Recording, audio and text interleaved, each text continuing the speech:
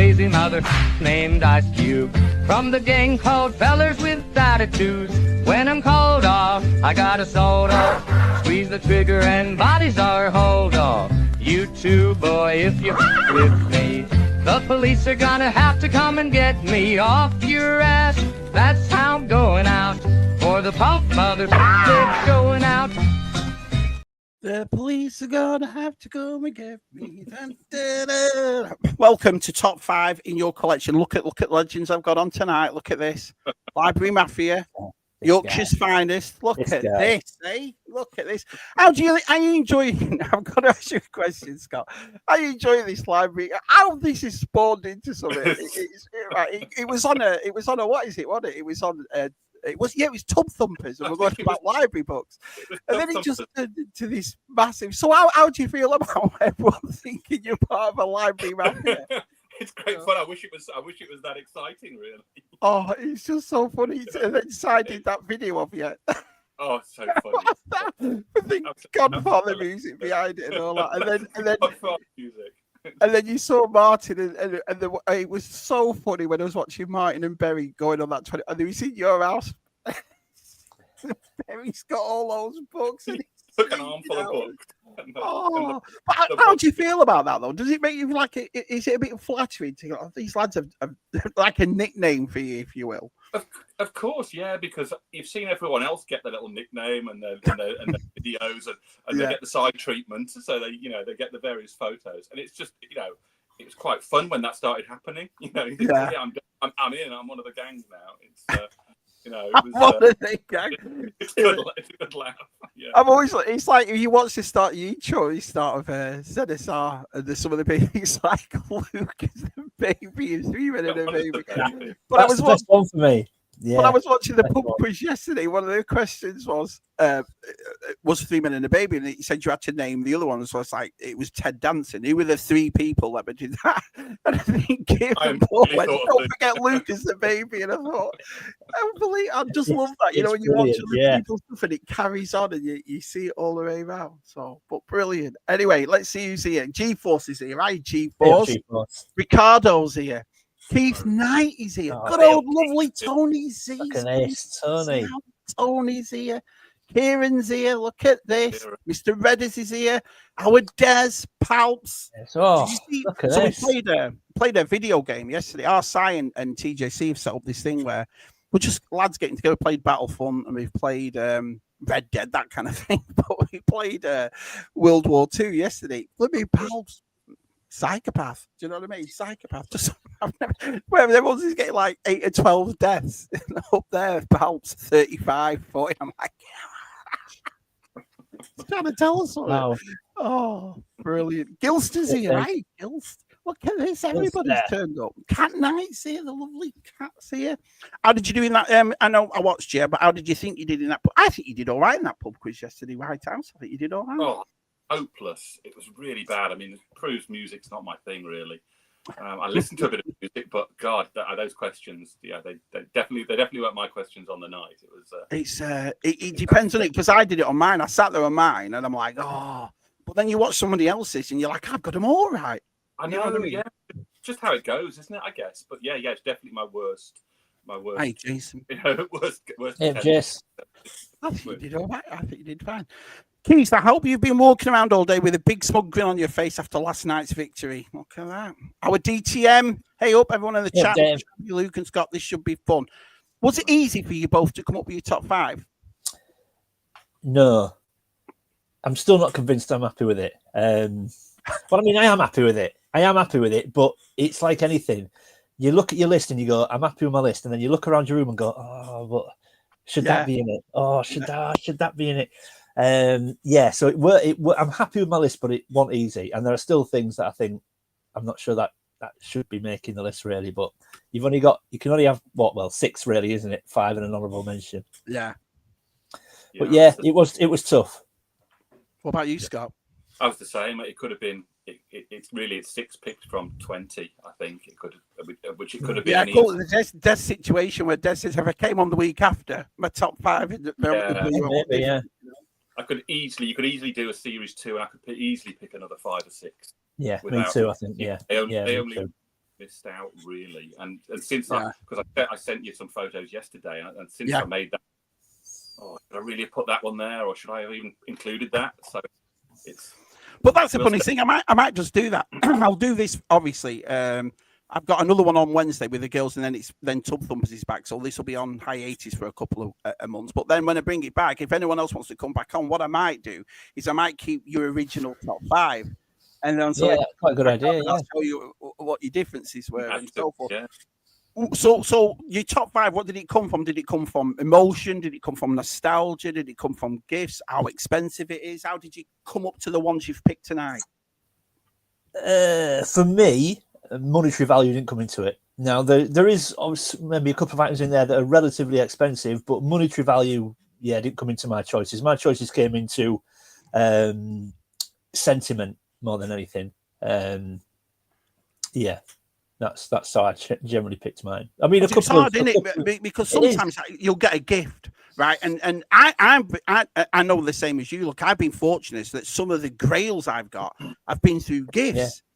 But then you say to yourself, well, it's something I've always wanted but never had as a kid. So would that be in my top 5 because I haven't got the nostalgia for it as a kid? It's something I've always wanted. Do you see what I mean? Yeah. Well, I've said before. I mean, there are certain things that you get, and even though you want all these things that we get, and we're very lucky to have them, but something takes on an extra special meaning if you get it gifted to you. Yeah. So you love everything you've got, but there's that action figure that I look on the shelf and I go, I love that figure. I had that when I was a kid, blah, blah, blah. But if I went and bought that off eBay, I'd still love it because it's something I wanted. But if someone gifted me it, it becomes that bit more.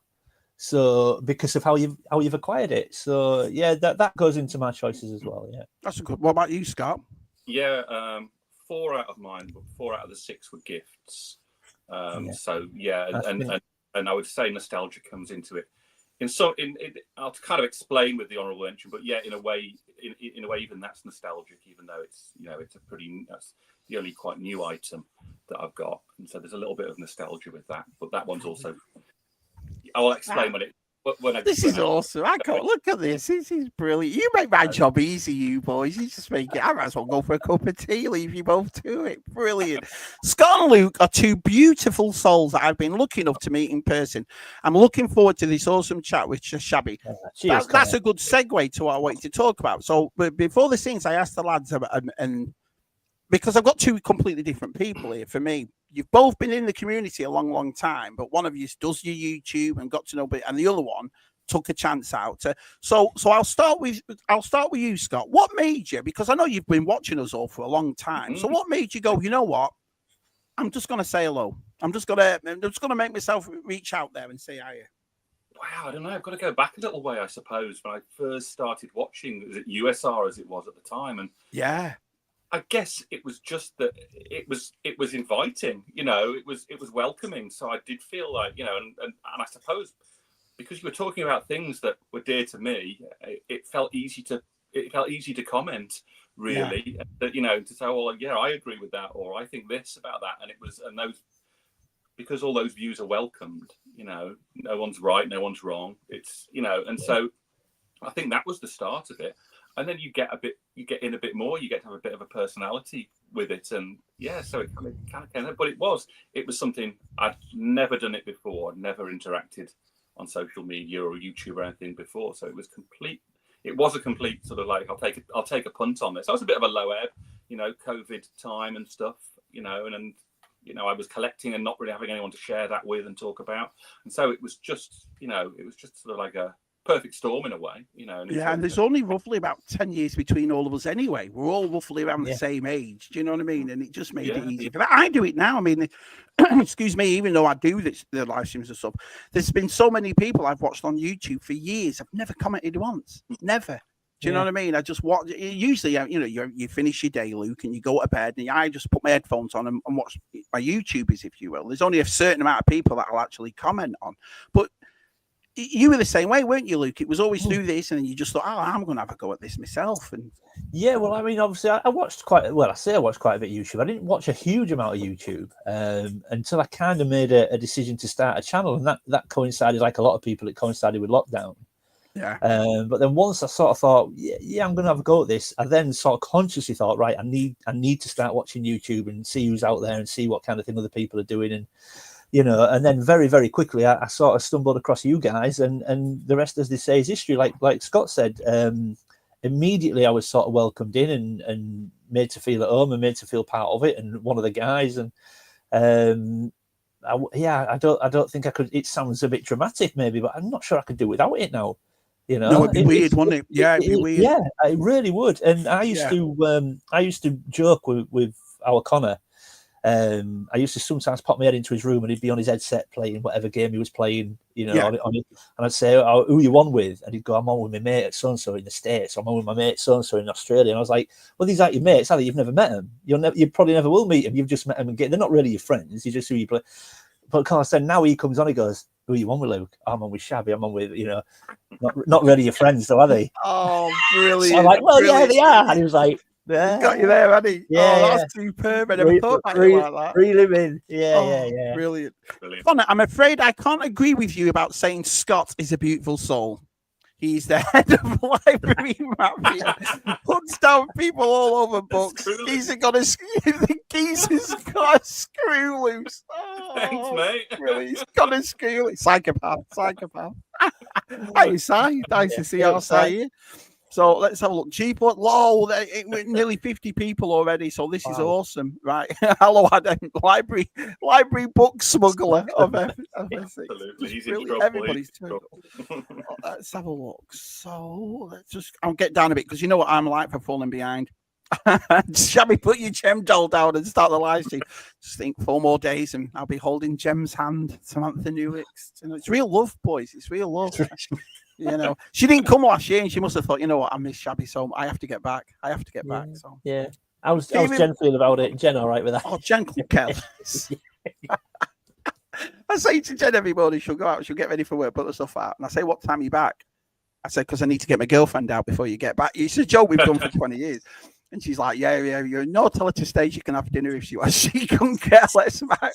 She's been troubling knows because, listen, if anyone ever came on to me, I think there's 2 things I'd do. Start laughing and start crying at the same time. I wouldn't know. I've been married 23 years. I wouldn't know what to do. We were out with a few friends not long ago, and someone said to her, and I overheard the conversation, someone said to Rachel, "What would you ever do if someone ever came on to Luke?" And she went, "No, Luke wouldn't have a clue anyway." Yeah, I could probably go Shabby. Yeah, it's like, Luke wouldn't have a clue if they were. Don't worry, I don't worry about it. Superb.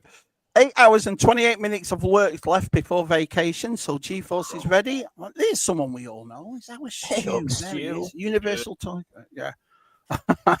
Wonder will Scott shush Shabby. That picture on your gallery that was perfect. You in your gallery, in your library doing that, and I just went, "I'm having that." Do you know what I mean? Oh, brilliant. Yeah. Keith Knight says, "Scott, I love that Horror Express poster, mate. It's right behind Scott, right there." That's cool. Yeah. I don't even know that. Never heard of that movie. Have you, Luke? I've not, but it's a cool poster. Yeah, it's a cool poster. It's a brilliant film. The side treatment. What would we do without our size pictures? What would we do? And you can just see your side, can't you? The second anyone puts a picture, you can just know he's there going, "Thank you." Right. That's sort that. We went to London and we went to see the Sutton Hoo stuff in the British Museum. So there's the Sutton Hoo helmet. And no, it must have been 5 minutes after I posted a photo of me stood next to it that there it was with, I can't remember whose head it was posted on it instead. Popped up in our stream and Syed got hold of it. And there was, I don't know if it was his head or your head or someone's head was on there. The guy I just love the way I'll talk to him and I'll go, "Listen, I've got this person on." And as I'm saying it, goes, "Leave it with me." Just superb. Hi, Retro Bunga. So I watched this gentleman. I watched Retro Bunga on Stews. What a nice fella. Nick is called, isn't he? What a nice guy. Yeah, I've just subbed to him. I didn't know about his channel or anything. I saw him with Adam at the I don't know if it's Portsmouth Toy Fair. I might have got that wrong, but so yeah, I've just subbed to him. What does he do on his channel? What is it? Well, mostly toy hunts, from what I can see. Obviously, he's a big Turtles guy, as you can see from his but yeah, he's good. It's good fun. Well, it's nice to have him. Yeah, he's been in a few of our streams. So thank you so much. Yeah, it's nice to have somebody new in. So cheers. You are screwed now, Scott. Those pretending to be wardens are actually more inmates than they run their place. Hiya, Dario. Good old Dario. Hey, Everyone's Dario. turned up. Gils is here. Hi, Good Dad. old George is here. It's what happens when you get eye candy on, lads. But enough from me. What about you two? Do you know what I mean? So, let's just get down here a bit. Oh, brilliant. Oh, someone we all know right there. Our VCR. I love this guy. Yeah, absolutely Legend. brilliant. Absolute legend. Georgie said, wouldn't be missing Yeah, these Georgie. fantastic fellas tonight, evening all in the chat. Good old Georgie. And Georgie's on Wednesday, so I've got Georgie and Stefan on Wednesday. So, Brilliant. yeah, I thought I'll get it done, then get Joe Fest done, and then obviously Tub Thumpers is back, which I can't wait. I have missed, great. Love I have missed it. Some of the stuff Si's come up with this year. It's like, yeah. I mean, it's how I've thrown Si under the bus straight away. Things it's Si's done. The magic's still going, right? The magic's still happening. The magic's got to stay. Love that. Love it. I remember when Stu did the magic on the pub quiz when Si was on it. They all went, so what do you think, Si? Si just went, Shazam. Stupid. Mudhole wants to know, so what is your number one, Reynolds, and why is it best being Luke Skywalker? Let's have a look. TJC, I just made it home tonight. Good old Matt's collection here. Kevin Ball says it must have been murder for Luke to choose a top 5 tonight, considering the hundreds of toy lines he collects. Now, you have jumped in there, and that Jason the Wild Warrior, I just watched your last video. And you had Jason. Oh, well, I tell you, you're going down a path that's going to annoy you. I know. Well, I might dedicate one of my next videos to Kieran, actually, because there might be another new toy coming. I don't know what's happening. I saw him. There were boxed at Joe Fest last year. There was a couple of them boxed last year. Yeah, I mean, I've only got two. I've only got 2 at the moment, and I've done well with them too, price wise. But yeah, I mean, look, I know it's not going to be an easy line to collect, but I'm amazed why it's took me so long to start collecting, because I loved the cartoon as a kid, and I'm amazed it's took me so long to dip my toe into it. But it might take me ages, but I will. I'm going to start chipping away at it, because I just think it's a great line. I loved it. It's not a big line, is it, Luke? It's not a big line. No, I'd have to refresh my memory, but I believe if I've got it right in my mind, there's 4 vehicles to collect on each side, good guys and bad guys, if you like. So 8 smaller vehicles, right? And then I think each faction, so the good guys and the bad guys, have a real large vehicle each. Like a really big one. Yeah. And then I think there is a base, but it's like hen's teeth, man. I'm sure I've seen Michael French has got it. I'm sure he's got it. I'll ask him on Saturday. I'll see him on Saturday night. I'm sure he's got it. In fact, I've heard a rumor he's looking at moving on his Jason the Weird Warriors collection. Do you want me to ask him? Do you want me to try and get a good price on Saturday? No, because I'm not in the market. I know Library Mafia. Come here, give us your. But yes, I think in total there's 10 vehicles and a base. Wow. I remember it. I'm not sure Sal probably say. I don't really know. If we had any Jason the Will, we didn't have a collection of them. We had 1 or 2 if we did. It's just the chrome that something sparks when you see how there were gold chrome and all that sort of stuff, weren't they? But the amount of pieces that are on them and so forth, Luke, it's I mean, there is, and they're all interchangeable. You can get like weapons packs and things like that. So it's sometimes it's difficult to look at a vehicle and go, is it complete? Yeah, everything's interchangeable. The wheels are interchangeable. The guns are interchangeable. You look and you go, is that everything, or am I missing? But I love it. I would say the cartoon, the theme tune for the cartoon was probably the second best for me in the 80s. It was just one of them theme tunes that you listen to and you sort of go cold a little bit when it's finished, and brilliant. Yeah, I love it. Yeah, it is brilliant. Have you ever done that, Scott? Have you ever pulled out something you haven't got now, but you just think, you know what, I think I'd fancy getting these? Is there anything that's ever sparked? What I mean, Scott, you watch other people's videos, don't you? Yeah. And you go, oh, I'd love to get into that. Or, you know what I mean? It's always dangerous. Like Reynolds' fault. It's dangerous. Yeah. I had a bit of Action Force. That was kind of my last thing that I collected as a kid. And I got rid of all of it. There's, I've got, I found a Rock Viper recently in the roof at my friend's mum's house, and that's it. And a Crimson Guard that's fallen apart. That's all I've got left of it. And I keep thinking that that's something I'd like to go back to. Dabble back in. Yeah. I had that Cobra, that kind of like maroon hydrofoil boat. Oh, the hydrofoil's beautiful. I loved that. I played that a lot. And the a kind of oil rig base. And I Right. used to play. Oh yeah. That thing, and it's all gone now. And you know, Stu did a video, and he picked up the oil rig. I don't know what it's actually called, but it's like a command base, isn't it? Yeah. Yeah, I think it's and he something like put that, isn't it? together, Yeah. bits of it, and I thought, I really wish I'd kept that stuff. So that would be something. I think I'd That go whale back he to. had last week, Stu. Oh, he The whale's restored nice, isn't that. it? Was Restored nice, that. wasn't it? Yeah, That done a was good job really with that. nice. Yeah, he did. Cat Knight says this community is like Miss Peregrine's home for peculiar children. We are all weird and wonderful. Adam says on a serious note, so we've got to be serious for a minute, gentlemen. Luke and Scott are ace, both lovely guys. Yeah, they are. Give They're on her. awesome guys. Lady Steph's here. That's another lady that's going to be Hey, on Steph. Wednesday. So our Steph's going to be here. Let's have a look. Palp says, contrary to Shabby's comment about me, I have never been to a rave. Psychopath. Well, that's something else. Just saying. It's funny how a game changes people. Do you know what I mean? So Yeah. let's just get down here a bit more. See if there's all shows your muscles. Hey, Dina.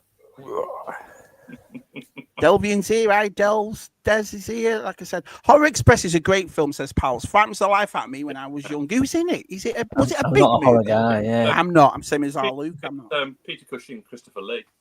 Oh, Is he? classics. So it's kind of right. like a Hammer horror film set on a train, traveling across Siberia, and there's like this fossilized creature comes back to life on there, and there are these two British scientists, and there's a bunch of mad Russians. Telly Savalas plays a Cossack, which is a bit absurd, but Right. it's got a really great haunting tune, and it's a bit scary. And it scared me first time I saw it as a kid. It scared me a little bit as well. But it's an absolute cracker. It's probably the best time that those two great movie stars collaborate together. It's an absolute, they're both on the same side. They're usually up against each other. Definitely. Yeah, they are. Definitely sounds like something I won't watch, I'll be honest. Yeah, it's great fun though. It's not scary now. Oh, I'm such a nervous watcher. I mean, I'm the same as you. I jump if someone shuts the door at home. Just you do. Yeah, I do. Rachel thinks it's hilarious. We're walking down the street and sometimes a car will backfire in the distance or something. And she'll just look at me and go, "Did you jump then?" See, I always do it because my wife always nips me or punches me. She's only little, but she's got those little dwarf hands that nip. You know what I mean? Where they nip you like proper, like, oh, you little thud. Do you know what I mean? That kind. So every time she's near me, I always get nervous. I'm always like, I'm gonna get. Yeah, Something's it's gotta funny. happen. Rachel will walk past me sometimes, and I'll sort of just half turn, and she'll go, "What are you doing?" I was like, "Preparing to defend." What are you doing? You know, I've got it down to a T. yeah. Just that half turn, just turn your shoulder in. Brilliant. This should be good, says our Jason. Well, thanks, Jason. Georgie Norris says that's nice to be told Shabby's going to get us both done. Well, yeah, I've got time. I don't know what to say, Georgie. Move on quick. That's what I thought, Georgie. Well, I'm friendly at Shabby's. Not sure if I finished it all, but I'm as very tired. So, Luke, can you say wake up and don't? Anyway. No. Not sure if it was finished as I was very tired. So, Luke, can you say it's wake up? Freddy Don't let Krueger. Freddy... It's a Freddy Krueger reference, isn't it? Nightmare on Elm Street. Got it. Ooh, yeah. Jason Wild Warriors breaky stuff, very difficult to get, but it's super cool. I'll definitely say really that. Nice. Yeah. But I remember seeing, and these boxes last year at Joe Fest, Scott and Luke, they weren't pristine. There were hundreds, and I was like, yeah, wow, but it's just a difficult line to get. I mean, you can get them, you can pick them up on eBay in the UK, but they're pricey. Who made them, Luke? Who made Jason Wild Warriors? It's Mattel. Mattel made them, right? Okay. Yeah. They're just so nice, but not hugely. Well, the vehicles aren't too bad, but the figures. I mean, the figures are only tiny, and they're certainly not really in any way cartoon accurate. Yeah. But you can pick them up in the UK, but they're pricey. Whereas I got very lucky. I got one off Steve Darby for a very, very good price. He hooked me up with one. And then good old Matt from Keep On Collecting, I asked him if he'd pick me one up. Obviously, he saw the video from Oz. Yeah, you got your T-shirt. It's lovely that me and Scuba got sent a black one, and you're like, yeah, it's great. Weird, little T-shirts like that. But you're like when Des sent his because it's Star Wars sticker. You're like, what? Yeah. I've got one. You feel you've made it. When I got the Thistle Do coaster, I was like, no. So Matt would bless him. I mean, it was a couple of guns missing, which I've managed to sort out now. But yeah. So in theory, I mean, I got it. It was the equivalent of about 27 quid from Oz. It's about 100 quid in the UK. And then VTR Dave hooked me up with the guns that I needed, which came to about maybe 17 quid. So I've probably done it all. I've completed it for maybe 40 quid, just over. Wow, that's not bad at all. 100 quid in the UK on eBay. Yeah. Wow, that's brilliant. Yeah. So if I can do it like that going forward, yeah, I'll just chip away. I never do it like that. I don't know about you, Scott, but it's like I'm gonna look like such a prat when I say this because I've been saying it for years. It's like me posting something to somebody. It takes me a long time to do something, right? So I got the Endo Village, and I'm like, oh yeah, this is awesome, and I'm definitely gonna, get the parts I need for it. I still haven't done it, and I've said that in about 4 or 5 live streams of it. Could you do that, Scott? Would you buy something that's missing pieces and think, right, I'm gonna get that restored and all that sort of stuff? I think I would, because a lot of the, what I'm collecting, I'm collecting the vintage collection, but I'm also collecting the vintage Star Wars as well. Oh, yeah. And a lot of the things I've got from childhood, there's bits missing. So I'm not opposed to picking up something that's also got something missing, really, especially if you get a good deal on it, when you can then find the part. So yeah, it's weird for me though, because I've started to do it with the Masters of the Universe. I've been buying, I don't know, I've just had this feeling of every month I've been buying vintage Masters of the Universe, and my collection, I'm about halfway there now already, because I don't make YouTube videos anymore. You're not really gonna, so I put it up on my Instagram page and so forth. So I've been buying them, but I have been getting the weapons for them and so forth, like and so I have been doing it that way for Masters, but I think Masters is a lot cheaper, sometimes like for, it's not a bad line, it's not a bad line cost-wise to get, It's funny because you say, for example, you need a door of something, and it costs more than the actual thing. And I'm like, I'll tell you I've done a few videos, obviously, in the past about, there are times where I believe it makes sense to buy things incomplete and try and piece them together. And if you do it well and you do it, wise, and you make educated purchases, you can do it for cheaper than buying complete. Whilst buying complete is good advice, and a lot of the time it does work out cheaper. Yeah, I think if depending on what it is, and if you're clever, it can be pieced together for cheaper. The problem I've got is sometimes, I don't know if this will resonate with you guys. I'll just sound like a tight northerner, but I'll buy a figure and I'll look at it and I'll go, oh, he needs a gun. I'll buy that gun separate. I'll be able to get that for whatever. And I get the figure, and then after that, I'm like, oh well, there's the gun. I don't want to spend 10 quid on just a gun. I want a figure. No, that's what I mean. I want something more substantial than just a gun. I don't want to buy 10 quid on a gun. Yeah. It just feels like I don't feel like I'll get any satisfaction out of it, but I need the gun. Something stupid happened to me about a month ago. You're going to think this is pathetic, boys, but I'm going to tell you. This is the way Shabby works, right? So I have Evil Lynn, the vintage Evil Lynn, and she came with that blue staff. Do you remember the little blue staff? And so forth? Yeah. So I've got the figure already. And I was looking at the staff, and I think the cheapest one I found on the staff was like $15 to like $25, $30, depending on the quality of the staff. Yeah. Walk into there's a toy store here in Sanford that Geek Toy Dad or Geek Life Dad, his mate that used to do it, John, he owns it, and he's a lovely bloke and whatever, and his prices are perfect. Anyway, I go in there, and he's got an Evil Lynn with the staff for $20. Right, but I'm sat there going, well, I'm not going to buy that because I've already got the figure. But it's weird because it comes with the stamp, and it's cheaper to get that. And the thing is, you can always sell the figure on its own to offset what you've spent. I know. It's just that's the way I work. I'm like, hang on a minute, I've got blooming stupid. Luke was quite a bit in Holland of Jason the Wild Warrior. Seen a few bits here and there, but you said really difficult to get. Does that Amsterdam video? The Harlem video that they all went to. Does that make you two think? I'd love to go. I'd love to go to various places, but a lot of the time it's cost that just puts me out. I'd love to go to some of these places, but I have to live vicariously through the other guys. Yeah.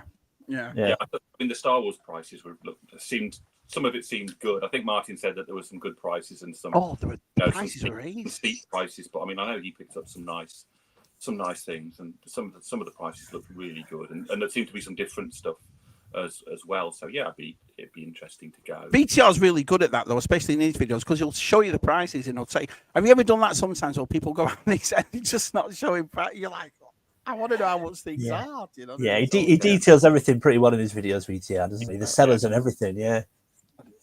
I remember the early Action Force stuff. Ain't your scene, Adam? I don't think Adam is keen on the really early Action Force stuff, is he? With the red and yellow cards and stuff. I don't think he's keen on them. Horror Express has a great scene, lads, where Lee and Cushion are in their cabin and the police chief asks, "What if one of you were the monster?" Cushion snaps, "Monster? We're British, don't you know?" Sounds awesome. Hey, Gaz, nice to see you, buddy. Gaz. Gaz is here. Amazing looking NECA figure of Peter Cushing as Van Helsing, due out soon with the Christopher Lee Dracula. Yeah, our size getting a mud on. Our size, big fan. He likes all the horror stuff. And yeah. How many films did Cushing and Lee do together? I think it was 22, 23. Really, that many? Wow. Yeah. They did quite a few. There's a couple very early black and white films that they didn't really meet each other in. They're in like a black version of Moulin Rouge and Hamlet, I think, as well. And they didn't know each other then, and so they're in those. But then obviously they're famous for the horror films that they're in together, and so it's probably about 20 or so of those. I wonder if they got on, Scott. There was a rivalry between them both. They were the best of friends. They were the closest friends. Yeah, they were. Yeah. Can't go wrong then, can you? Yeah, they had an amazing friendship. Yeah, so look at this. That was brilliant. I have the Bela Lugosi Necula Dracula. It's amazing. In the same way, I'm too old for Tiger Force. Looks cool, but I stopped collecting Action Force after about 88. Yeah. And talking about that. Let's have a look. Let's come down a bit. Luke, you sound like a tight northerner. Yeah. So Des says, I must admit, I like finding them. Jen found one here about 2 months ago.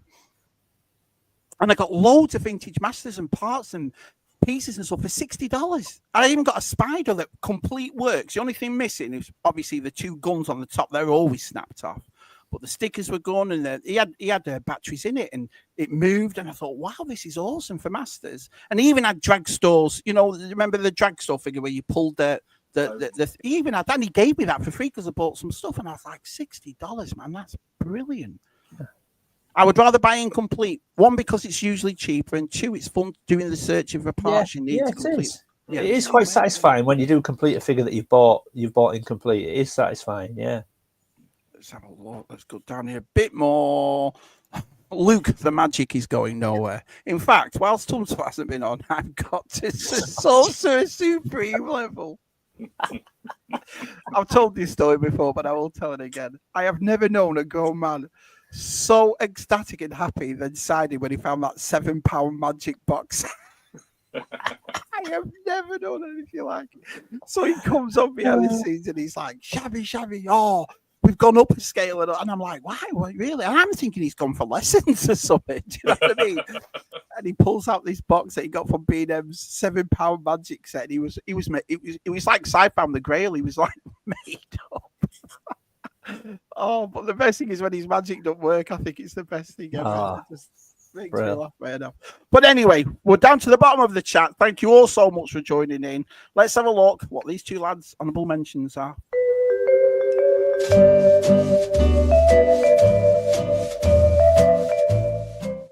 Now I've got some pictures here, Scotty boy.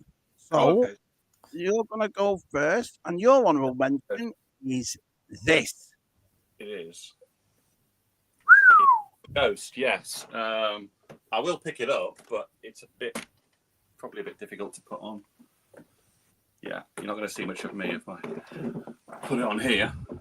I chose it because it sort of kind of represents my modern collecting, and it's the only thing that does. So I thought it was worth mentioning. And I guess the nostalgia element with it was there was a lot of excitement, the build-up. I'd missed the barge, I'd missed the Razor Crest by a few weeks. I hadn't really got back into collecting, didn't know what was going on with the HasLab.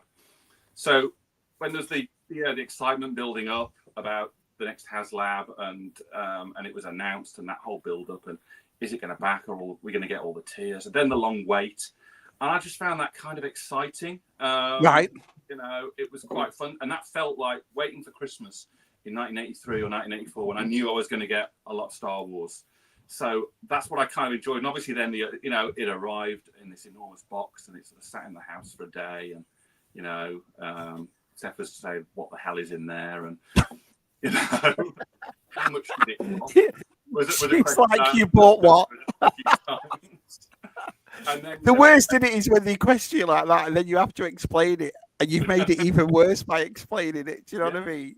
you try and make it sound exciting. No, it's this HasLab. It's 1 in a million. There's only 23,000 of them, or however many were made. It was something like that. And, it is nice. It is. I mean, it's huge. Look at the size of it. It is absolutely enormous, and obviously, making sure I got somewhere to display it as well. That's the dining room table.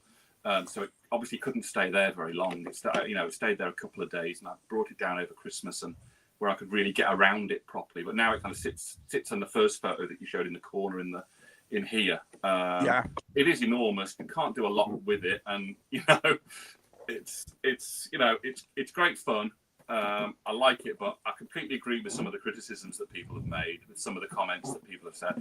You've got these big parts that there's just nothing there, and they could have lifted up. You could have had further cabins or something. Well, else. I didn't know about that till Arsai mentioned it to me, because I was talking to Arsai, and Arsai said it's shame really, because they could have done what they did with the old school Falcon, where you took the tops off and they're all different compartments. I just think if that could have those could have opened up on each side, and you could have had something in there, cabins or even just like storage, made it look like storage racks with containers in, or they could have done something to build it out a little bit more. I mean, I really agree with that. And I know a lot of people weren't happy about the weathering. I think it's pretty good. I think they skipped. And these figures look perfect as well. The figures are really nice. The figures are fantastic. I absolutely love the figures. Did you see what Gary Moore did in that acrylic case with those? And had them all graded. It was beautiful, wasn't it? Yeah. Yeah, really, really nice. And of course, for me, it provides that sort of background for photographs. It's not an easy thing to photograph in itself, because it's just too big, and I can't get. There's always something else in the way behind it. But some of the interior shots, like you're putting on there, it's it kind of looks pretty cool. I think. What do you think, Luke? Yeah, I mean, look, obviously, I don't collect modern Star Wars, but I can certainly appreciate it. Things like the Ghost of Sail badge, they're spectacular pieces. I wouldn't have a clue where I'd put one. But if I wanted one, I don't know how people accommodate them. But I mean, look, the amount of detail that goes into them and stuff, they're exceptional pieces. Yeah, I agree. I mean, look at that. Now, is this have you got any more HasLabs besides this one? No, it's the only one. So it was kind of, which is a real shame. I mean, obviously the barge, like for Des and a lot of other people, it's an absolute grail that I would love the barge. I'm not so bothered about the Razor Crest. I was at the time. That I'd literally missed it by like a few weeks, really, before I kind of worked out that it had happened and I'd missed it. So, at the time I was a bit gutted about that, and especially when everyone started getting they're putting their videos up and their photos of it arriving. So I was really excited to, as I say, to get this, and the whole experience of it was fun. Which that's the kind of nostalgia. I really did feel like a kid again, getting this thing and putting it together, and kind of playing. I think it's great. I think it's perfect, and I think you're the only actual person that's shown the Ghost in the top fives. You know what I mean? I know Sailbarge has come up a few times or whatever, but the Ghost was that a TV show that, because I watched Rebels. I don't know about you, Owl, but I watched it. And I've not watched any of the animated stuff. I struggled to get into them. Yeah, there wasn't an I think so. So was Rebel something that you thought, what, this is awesome, and because I know the stories were good. I really enjoyed it. Yeah. I found the first season a little bit. It was a little bit juvenile, and the Ezra character was a bit irritating. But as it went on, it got a little bit deeper. I liked the style of it, the designs of it. They used a lot of Ralph McQuarrie inspired stuff with it. With the designs of the planets and some of the vehicles and costumes and such. So but I really got into this. Oh, we lost him. Emotional punch. There you go. There was a little. Scott, here we go. Got him back. That's all right, Scott. Scott, make a brew and wipe your tea back over it. I better say it goes because Shabby might get me out of the chat. Sorry, so we lost you a minute. What were you saying, pal? Right on cue. Right on cue. And what happened was, you're like, oh, hang on a minute. Let's get out of it. I like when folks who have opened their HasLabs show them off. It's almost like I've opened back. Hiya, buddy. Are you all right? I'm back. Yeah, you're back. Yeah. Plus, I have no room for it to be. So some of the lads are just saying about the Kanan that came with the Ghost is my favourite look for him, which is a shame. Yeah, it's a nice look. Display space or lack of it is a real killer for big items like HasLab, says good old Jono. Yeah. Hiya, Martin. Nice to see you, Martin. Good lad. Yeah. Oh, he's gone. Someone's nicked a library book. Library Matthew's calling. Oh, I saw that light brilliant. in the sky. I had to go. Well, I'm sorry for the. So you were saying about the rebels. It worries me what I would do. If what, buddy? Oh, we're losing it. Are you still there, pal? Sorry, mate. You broke No, up. sorry, you'd have to apologise. Don't worry about it. It's just a technical thing. Not an issue. Up, I'm afraid. Can't hear you now. Right, we'll just give you a second. But don't worry about it when we get there. But Luke, yeah, what's your honourable mention, buddy? So my honourable mention is this isn't anything to do with sentiment. This is simply down to sometimes I still look at these or this item or these items, and the reason why I've picked it is because I cannot believe the decision I made to get these. I still think about it now and I think, what on earth was I thinking? So my honourable mention is these. And the reason why I've put these in is, one, because I mean, look, they're just a really cool item, but two, I have no idea what was going through my mind when I bought these and how I did the deal. So let me just, I don't know if they'll light up. Let's have a look. There we go. Yeah. So basically, I mean, I've told this story before, so I apologise if anyone already knows this, but I picked these up about 12 years ago now. And 12 years ago, you generally couldn't find things like this. You can pick them up now. They're quite expensive, but you can pick them up now. And you can get like things like the hoverboard and stuff like that. But when I got these came from like a 5-tier deal. So what I mean by that is, I had a mate at work who came up to me one day and he went, this is generally how it went. He said, I know someone who knows someone who knows someone who knows someone who knows someone that's got some Nike Air Mags for sale. Are you interested? Oh, right. So it wasn't something you were out searching for. No, you not came really. Across them. Right. I would have loved a pair, but the opportunity just came to me. And they're like, are you interested? I was like, well, I'm always interested in something like that. Yeah, depending on price and blah, blah, blah. Anyway, so I said, go away and see if they'll give you an idea on what they want for them and then come back to me. So that's what he did. So again, it went through all these 5 people and 5 people back, and he came back and he went, right, this is what they want. And I was like, right, okay, I can swing that. I said, let's do it. Right. So he then came back to me and he went, right, how do you want to do it? And I said, well, what do you mean? I said, well, they're not just posting this, they don't really want to post them because of what they are, and if anyone intercepts them or if anyone figures out what they are, they might get anyway. So I was like, well, okay, so what am I doing? So he says, well, the guy that's got them, he's happy to meet you. Right. So I don't know this guy. Right. It's like, do you know this guy? And he went, no, I don't know this guy. Right. I was like, right, all right. So I said, well, where am I meeting him? And he went, oh, he's coming up this way at the weekend. He'll meet you at the service stations on so-and-so, and the M180 or whatever, right? Yeah. So I was like, hang on. So I have to drive 65 miles to a service station on the side of a motorway to meet a guy I don't know to buy these. And he's like, yeah, right. So then I had a decision to make. I was like, how much do I want these? So I drove 65 miles on my own, met a stranger in a service station. It was like a drug deal. He opened his boot and I was like, right, yeah, here's the cash. Have you got the merchandise? Yeah, here's the... And I think back to that now when I was on my own, nobody knew I'd gone. I was like, anything could have happened. Yeah. What I think back now, I think, what was I thinking doing that? But that's how much I wanted them. So that's why they're in, because the story that I think goes behind them is so absurd. I could have been bundled into a trunk but you heard it here first on Shabby. Luke makes dodgy blokes at gas station. Just because I wanted a pair of Nike Air Mags, but here they are. It was all legit, and he gave me him and I paid him and we had a good chat, and that was that. But have you ever worn them, Luke? Have you ever wear them for a night out? I've put them on. I've put them on in the house, but I'd never wear them out. I'd never wear them for fancy dress or anything like that. I just wanted them, and I think back now, and I just think, God Almighty, what on earth was I thinking doing that? Oh, they're awesome though. And I just think they had to be in for that reason. So it's one of those things, in it, Scott. You just know exactly what they are. You know what I mean? Especially if you're our age. You know, absolutely awesome.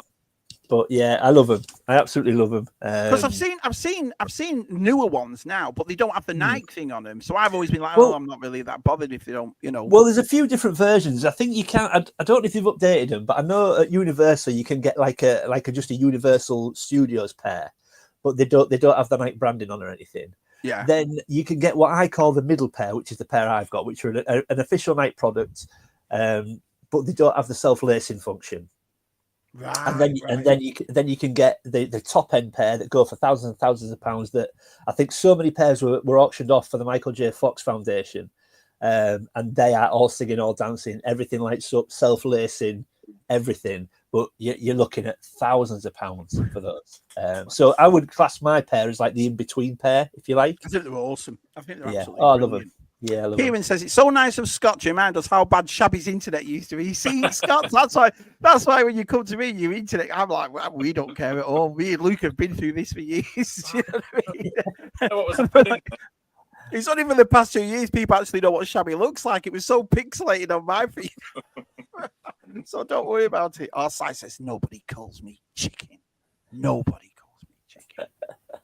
VTR's just put their show to the pickup point should have been a car park in a mall. Yeah, should have been really.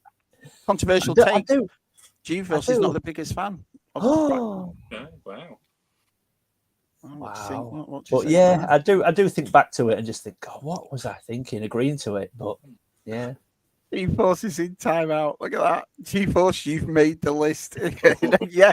You just said that in front of Scott, G-Force. You're crazy, man. Crazy. Outrageous. Going, ban G-Force immediately. Kind of reminds me of meeting a guy in a car park, of a park, to buy micro machines. Yeah. We do that stuff, especially in my line of work as well. Do you know what I mean? Because I used to get people to come to the house because the furniture is so big. But usually I've had it all right. But I've been to a few places. It's like I had this one woman with furniture, and I bought a piece of furniture off her, right? And she wanted $40 for this credenza. It's like a buffet kind of thing, right? She's getting rid of it, wants $40. So we met up with her. And when we got there, she goes, actually, I'd like 150 of it. And I went, what? I said, you've told me 40. I'm here with 40. Yeah, but I've seen your page and I see what you do with furniture. So you're going to make twice as much. And I went, what's that got to do with this? Do you know what I mean? So what she'd done is she was probably concerned, like, who am I meeting up with at car parks or whatever. So she looked it up and saw all my furniture I make. And then so she decided to put a $40 piece of furniture that she was selling up to 150 because she knows I'll make more from it. And I was like, I said no. Forget it. Gaz wants to know, do they fit? Do they fit? Luke? Yeah, they do. Yeah, they're my size. Yeah. Shady back alley deals with it. Have you ever done anything like that, Scott? Where you've gone met somebody that you shouldn't supposed to? And Adam Berry doesn't count, Scott. So. I think so. I can't think of that. Just those crazy northerners. Just a few book deals, of course. But But have you ever done that though, Scott? Where you've wanted something that badly that you're going to go out somewhere, or you're going to, what's been the biggest thing you've wanted that you actually have? Wow, that's an interesting question. I'm a suppose professional, actually, I will answer that with number 3. Do you know what, Scott? I thought you were going to say then, Scott. I thought you were going to say, I'll answer that in the medium of dance. I thought you were going to say that. Yeah, no, I think my number 4 has got a story like that, I think. So. Oh, nice. Okay. Cool. Good segue, that. Luke makes it sound like he's buying some plutonium from Libyans. It was so iffy. Yeah, I don't know what I was thinking. Our Adam says the highest version are like a £15,000 pair when it first came out. They even go for even more than that now. Yeah. Wow. Yeah. That's crazy. Yeah, I knew they were expensive. I didn't know they were that expensive. Yellow cake uranium. This is outrageous. Evening, Mr. B. Hey, Mr. B. There he is. Mr. B's here. Our Stu says, Luke, would you ever do a journey like that again? Meeting someone you don't know for collectibles? Good question. No, I'll say probably not. It depends what it was, I guess. But no, I mean, I do think back to that now and I just think, what on earth was I thinking doing that?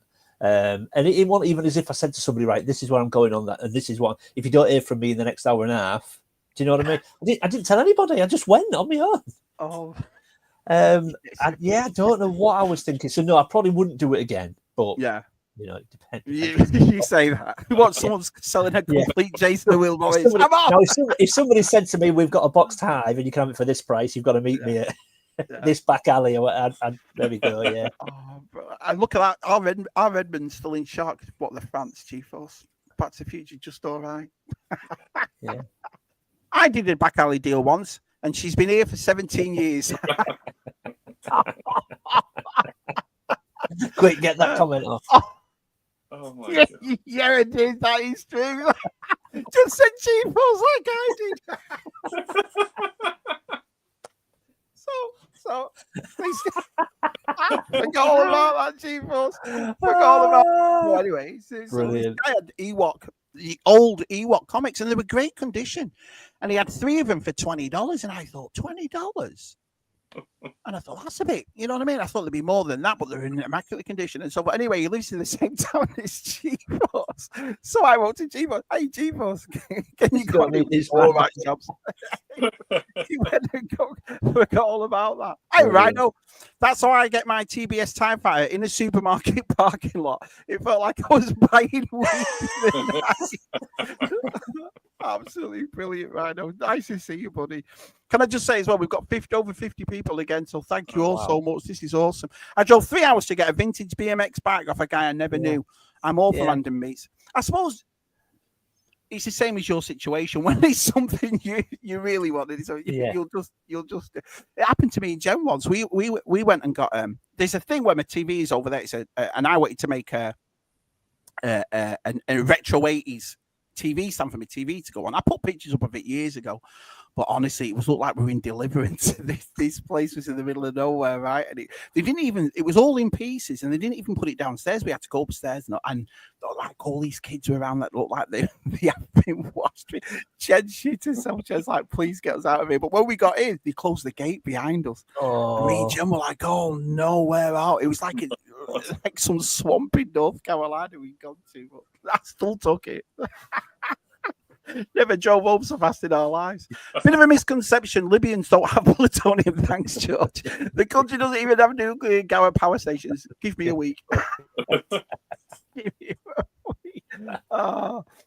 To be fair, no one would dare to mess with G-Force. Well, that's a good point. Yeah. Right. Well, there's your honourable mentions. Nice touches, boys. Nice touches. Yeah. Good start. Let's get to your number 5s.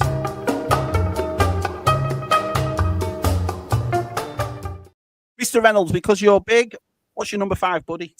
My number 5. So this one is based on sentiment. Now, this has took the place. I was gonna show my boxed Slave 1. I'm a big Boba Fett fan, and I love the fact that I've managed to get myself a boxed Slave 1. However, a very nice guy, 2 very nice guys in the chat, but one very nice guy was good enough to finish off my Falcon for me. So one guy in VTR Dave did a little bit of restoration on this for me, and the other guy was very kind to gift it to me to finish off my Falcon.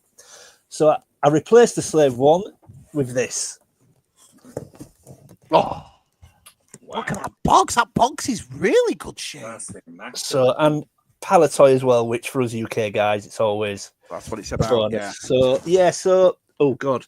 So you helped me complete it, Shabby, the actual vehicle itself, and then I just needed a box. So, of course, good old Desi T was good enough to give me a Palatoy box to put it in. So I thought there's no way this can't make the list. And I think VTR Dave did a little bit of resto for it as well.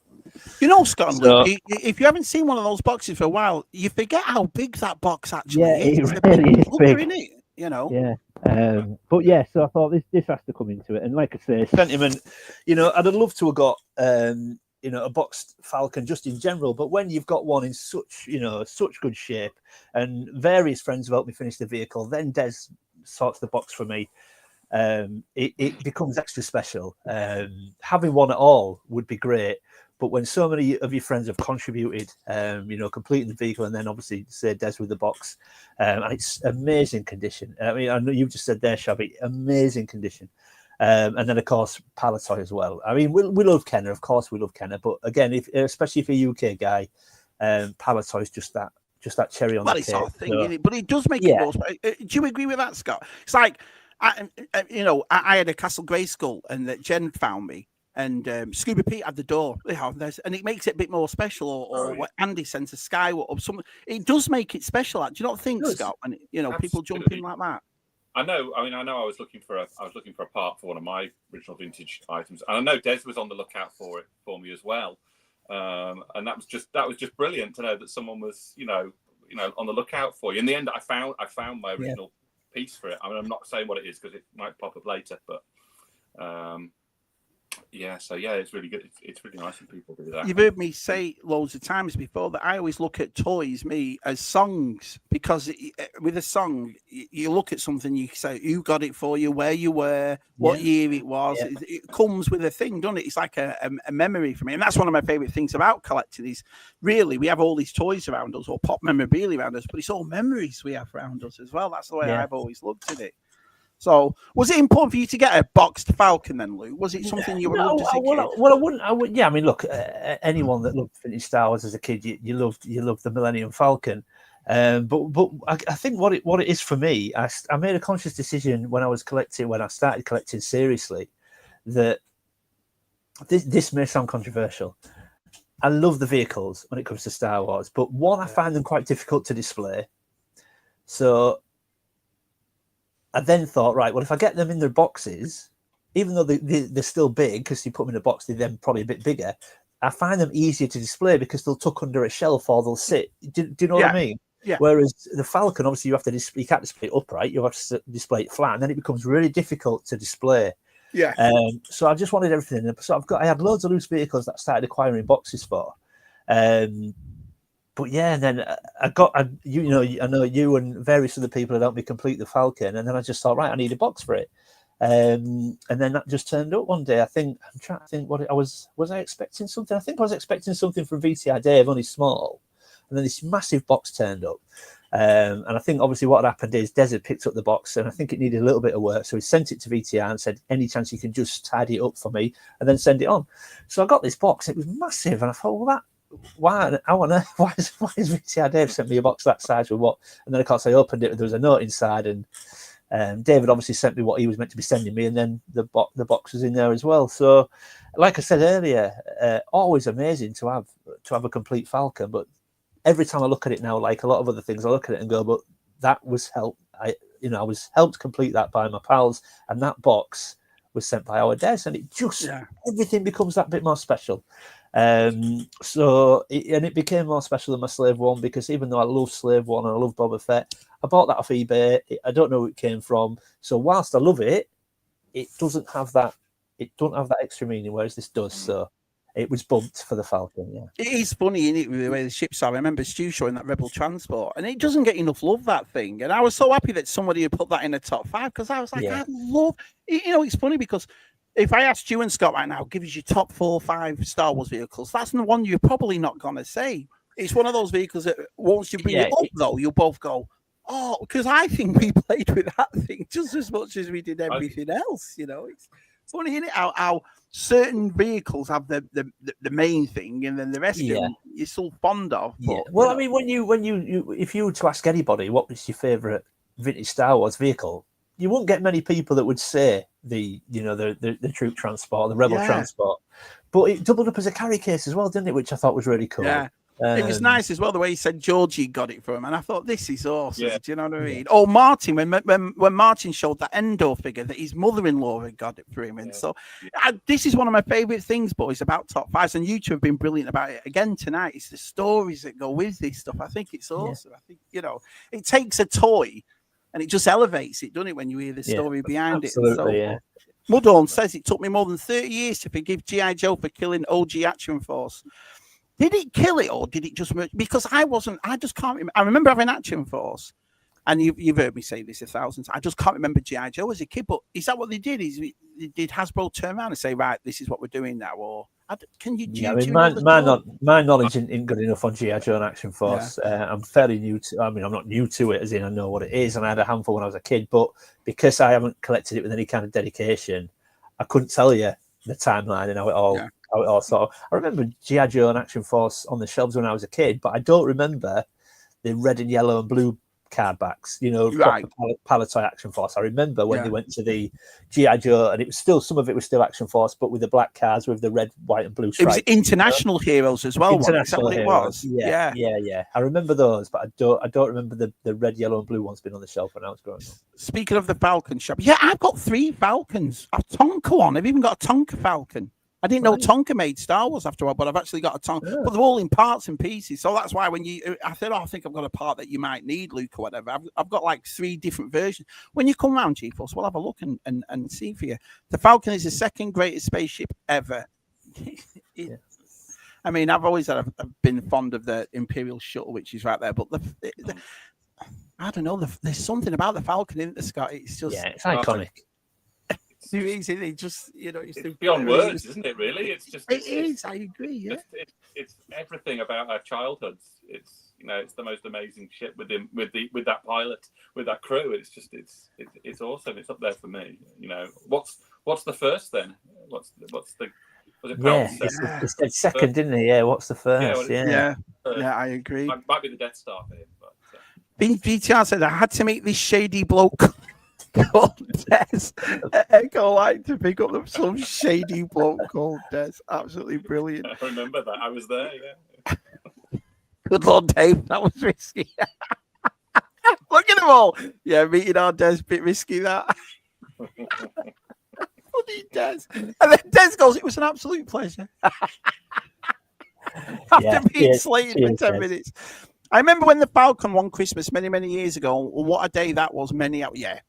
I completely agree with that, Jason.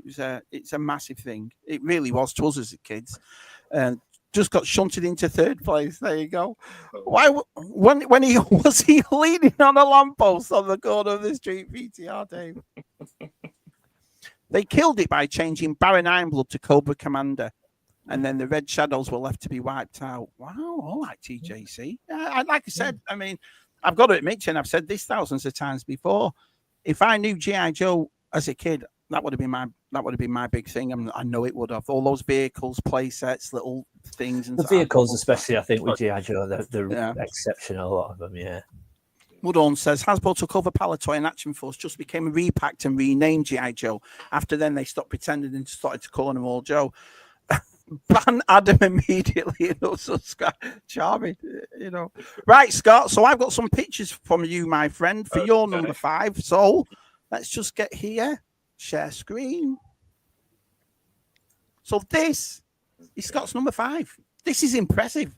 Oh, I love it. I knew you'd like it. Yeah. Love it. Yeah. For Arthur and Flyrax. Yeah, it's the only mask item I had. I loved the cartoon and used to have the comics as well. I've got about 3 or 4 of them still left. But I really wanted this one. I think at the time I was probably collecting Transformers, or may have moved on to Action Force by then. But yeah, so it's a bit rare. I tended to stick to one thing, so I didn't have a Masters of the Universe, didn't have any other mask, but this one, I just thought he was a really cool character. I thought it was a really cool vehicle. And I've only recently found all the parts and put it all back together. Wow, okay. Some of it had been in the roof at my friend's. I stopped with a friend's parents for about 9 months, 20 odd years ago, before I moved into my first house. They put me up for a while, and there were some boxes in the roof. And just a couple of months ago, I went and got them all down. They've been there 25 years. And the motorbike and sidecar was in there. I'd only got him, and I thought, my God, if I've actually lost, the motorbike and sidecar, which I loved, so it was just fantastic. It was like, to put it all back together again, only very recently, and it's in pretty good condition. I think most of the stickers are on. Some of them are a bit rough. I mean, it's obviously been played with a bit, but. Well, that's what you want. Luke's always said that, and I've always agreed with Luke when he said sometimes like a card back being a bit knackered or a toy being, if it's played with, it gives it more character. I think it looks like it's supposed to look played with. Do you know what I mean? I think, for example, Star Wars card backs. I love every so often I'll pick up a card back just without the figure on, and I love it if I spin it round and someone's marked off the figures on it. Like just ticked them off with pen and I know some people don't like that, but I love the fact because it makes me look at it and go, who's had that? This has been floating around for 40 years. Who's had this card and marked the figures off while they've been going through? And it makes me think that it's had a journey, it's had a life, and it's been around rather than be a pristine. And I understand people like pristine cards or everything to be in mint condition, but I love to see signs of a life from a toy. It's been played. Yeah, I framed my Return of the Jedi one, Luke, and it's battered. It's all circled the ones I need and crossed out for the ones that aren't. The pills be, and I framed it because I agree with everything you just said there. It gives it more character, and that was my card as a kid. Yeah. Is he right by saying this? Because every time I go to Joe Fest, I pick up one of these mini mask things. I picked up the Condor, and last year, what was that red one called, Luke, with the bullets on the side? Yeah, Vampire. And this was the one I want to pick up this year. Now, the reason I go to Joe Fest and do it is because I'd rather find one complete. I've noticed, Scott and Luke, that when you look for these, especially in US eBay, it's never complete, this thing. Something's always missing, or they're only selling one half of it, and so forth. Well, there's no missiles or anything for Piranha. The general issues with Piranha, usually the windscreen snapped. The connector for the windscreen onto the bike is usually broken. Yeah, okay. It seems a bit off skew. Well, they are a bit rickety, and they are usually a little bit off center, but they usually snap. So if you've got one with the windscreen there and the connector is intact, then you're doing well. And the other one is the two prongs that connect the sidecar to the bike sometimes snap. So you've done well there, Scott, because your stickers look in good shape as well with the colour. Often they fade, but the colours look nice and bright. So you've done well there. I think it spent 25 years in someone's attic, and I think that's probably helped it. Yeah, we've got this as well. Lovely. So this is how it works too, like so, which is just things like this. It's just brilliant, isn't it? Would you put this up there as an iconic vehicle, Scott, for Mask? It is to me. I absolutely loved it. I mean, he was one of the main three when it first started. Wasn't he? One of the three main villains. Piranha and Slyrax was in right from the start. So yeah.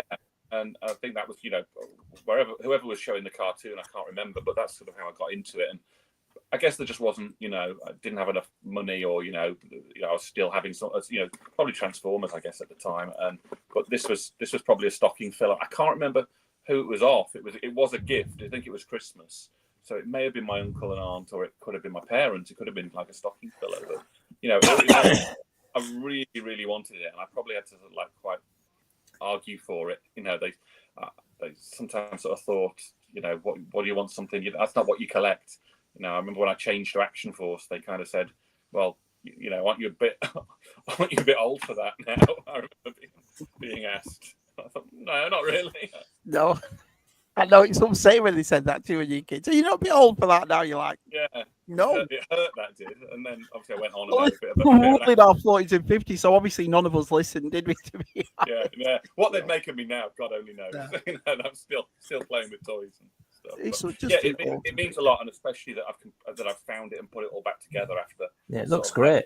Half a lifetime, really. So we've got a mask expert on here. If he thinks it looks a nice awesome. example. It's a nice example, yeah. It is. For me, it's a piece that'll always be on display now. It'll be really treasured, so I'm really pleased with that. Yeah.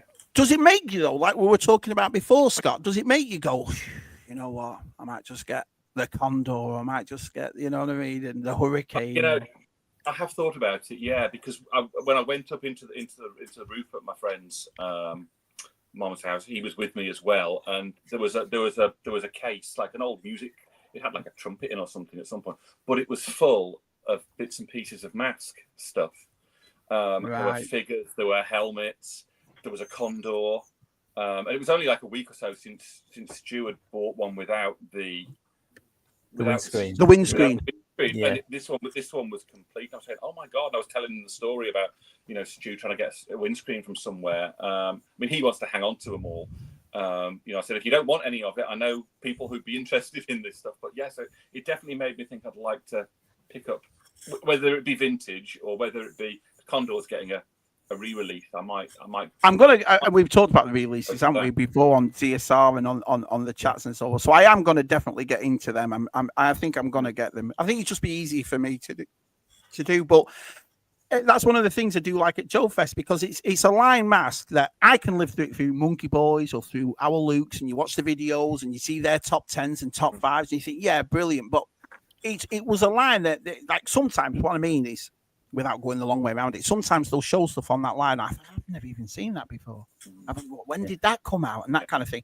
So what I like to do is at Joe Fest, I always like to pick up something like that where I know I'm not gonna, it's a time for me to go out and spend money, if you will, and get what I like. So that's one that I do like getting. So I think, but I like those mini ones. I think that they're cool looking, And they're super cheap on your pocket. I mean, Series 1 and 2 are the ones that we all remember. Once it got to the racing series and split seconds 3 and 4, no one really remembers them. Yeah. So yeah, Series 1 and 2 are usually the most popular vehicles. So yeah. Is that a street hawk and time pop on Time Cop, says Pals? Geekson said, do you think the Falcon will be so iconic that if they went with the original design was the Space 1999 Eagle? Got a point, hadn't he? Yeah, Adam says, I had some Mask in my top 5. I had to do No Surprise. So much love for Mask. Yeah, it's a great line. It is a great line. I've got to admit, it is an iconic line. I was surprised it's taken so long to come back, to be honest. 40 years, but it's back, isn't it? Probably not. Yeah. Nothing compares to the Flying Hamburger, says Howard Des. A bit rough, being played with. I knew a girl like that. Didn't we all? Hey, Dino, always asking the tough questions. Palp says, that figure reminds me of a dude I met in the Tesco car park. He said he had a rocket firing vinyl cape shower. Nothing wrong with the Eagle. I was only a child and therefore spoilt as a kid, right? I remember my mum bringing home the Millennium Falcon after a trip to London in 82, 83. Wow. Hi, JT. Good to see you.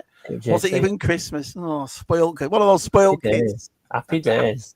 Yeah. The thing is, the Eagle is so much loved by fans of Space 1999, says Jason. But how many crash in the 2 seasons? Probably more than that. The first they saw was they had to get replacements from. Well, they probably did. They were all models, or weren't they? Is that what he means? I can't even remember Space 1999. Is it something you two have a big fond of? No, it's not. No, I think it's slightly before my time. I don't recall it at all, really. I've got a vague recollection of it, but it's never been something I've gone back and rewatched. So I'm not familiar. That's Martin Landau, isn't it?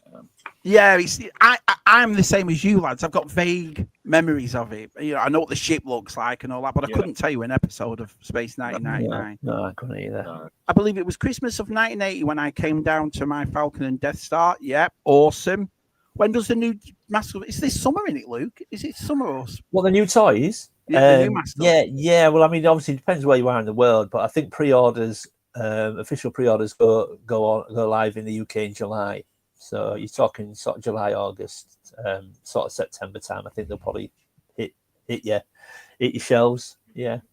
Ironically, says Adam, I'm probably not going to get any of it. Prefer the vintage. I think Adam might get Condor. I think he might cave for Condor, but after that, I know he's not really bothered. But I know he's got quite a lot of love for Condor. So. Switchblade is the ultimate mass vehicle for me, but you see that's the thing that's what we've had this debate before, so I won't go long about it on mass. But every time I see one of them, you have to get VTR to sort it out for you and restore it and so on. But it's always the blades are missing or this is missing. Or, the thing is with any mass vehicle, most of them I say are all spring loaded. It's all springs. Everything's under tension, and that's where over time something either breaks or snaps or whatever, but most of it is everything springs. Yeah, wow. I know Dave loves fixing them. Yeah, he does, doesn't he? Yeah, my favorite mass toy as a kid, says Biker, was the jackhammer. Such a great choice. Yeah. So would you say would you say the Piranha is your favorite then of all the lines, Scott? That's the one that because of the nostalgia of it and everything. Yeah, definitely. Yeah. I don't really remember a lot of the others that well now. So I'd be interested, if they do come out, and I must dig through those old comics and sort of remind myself a bit. But it was my absolute favourite then, and it still is. I'd be tempted if they brought it out. I'd be tempted to get a new one, probably just to like stand this in front of the box or something like that. Yeah. Quite cool to do that. Do you have a favourite, Luke? Out of all of them, do you actually have a favourite one? Oh God, it's like asking a parent who their favourite kid is. Me, obviously. Yeah. Yes, I do. Yeah. I'm not telling you though, because it may feature in this list. Oh, right. Well, we'll go from there then. So I said, for me, it will always be Rhino, but personally, mine is Condor. Yeah, that Condor, I loved it. So, breaking news: after talking earlier about picking up accessories for incomplete stuff, I've just completed my Ewok Village set. It's up, Mrs. T. Oh, brilliant. Zoe and Vinted. Oh, brilliant. Maybe I should get Mrs. T to finish off mine after all these years. And I'll just message her, Angie, can you sort this out? I had a mass figure with a purple bike and sidecar. Yeah. Yeah, that's true, JT. Became a Terminator figure. Yeah, she was very similar Clothes, clothes. yeah. Brilliant. Of course, a few of them new mass vehicles have been named. Yeah, that makes sense after all these years. Yeah, it makes no sense to me. The only mass toys I have in my collection are the Jackhammer and Condor, both with boxes, says Mike. Yeah. Hey, GB models, nice to see you, buddy. Yeah, we're doing fine. Thanks for showing some awesome stuff. Nice, Dario. I have a 34 approximate of the vehicles. Jackhammer is ace. Let's have a look. Yeah, Luke, you're right. Condor is likely, but with the box, is the US box with the high card. Would have preferred it to be you. Why were the boxes different? Yeah, the US box is very much like Transformers. You'd have the box, and then you'd have a piece of card that stands up at the back. So you know that whereas the alternative boxes had just a box. A bit like the speeder bike. For Star Wars, you can get a box with a card that stands up at the back, and then just a standard box without the card. So yeah, they did do those. And TJC has spoiled it. Luke just admits it. Your favourite is T-Bob eating a custard cream. You're never going to get over this custard cream thing, are you? It's because they are so up their asses. It's so weird, though. You don't like custard cream. I've got to admit, it is weird. That I mean, I love you to pieces, but even I was like, "What the fancy is he talking? How would you not like?" And they're too sweet. They're just so they're too much for me. Oh, brilliant. Well, anyway, this is banging so far, boys. Let's get to your number 4.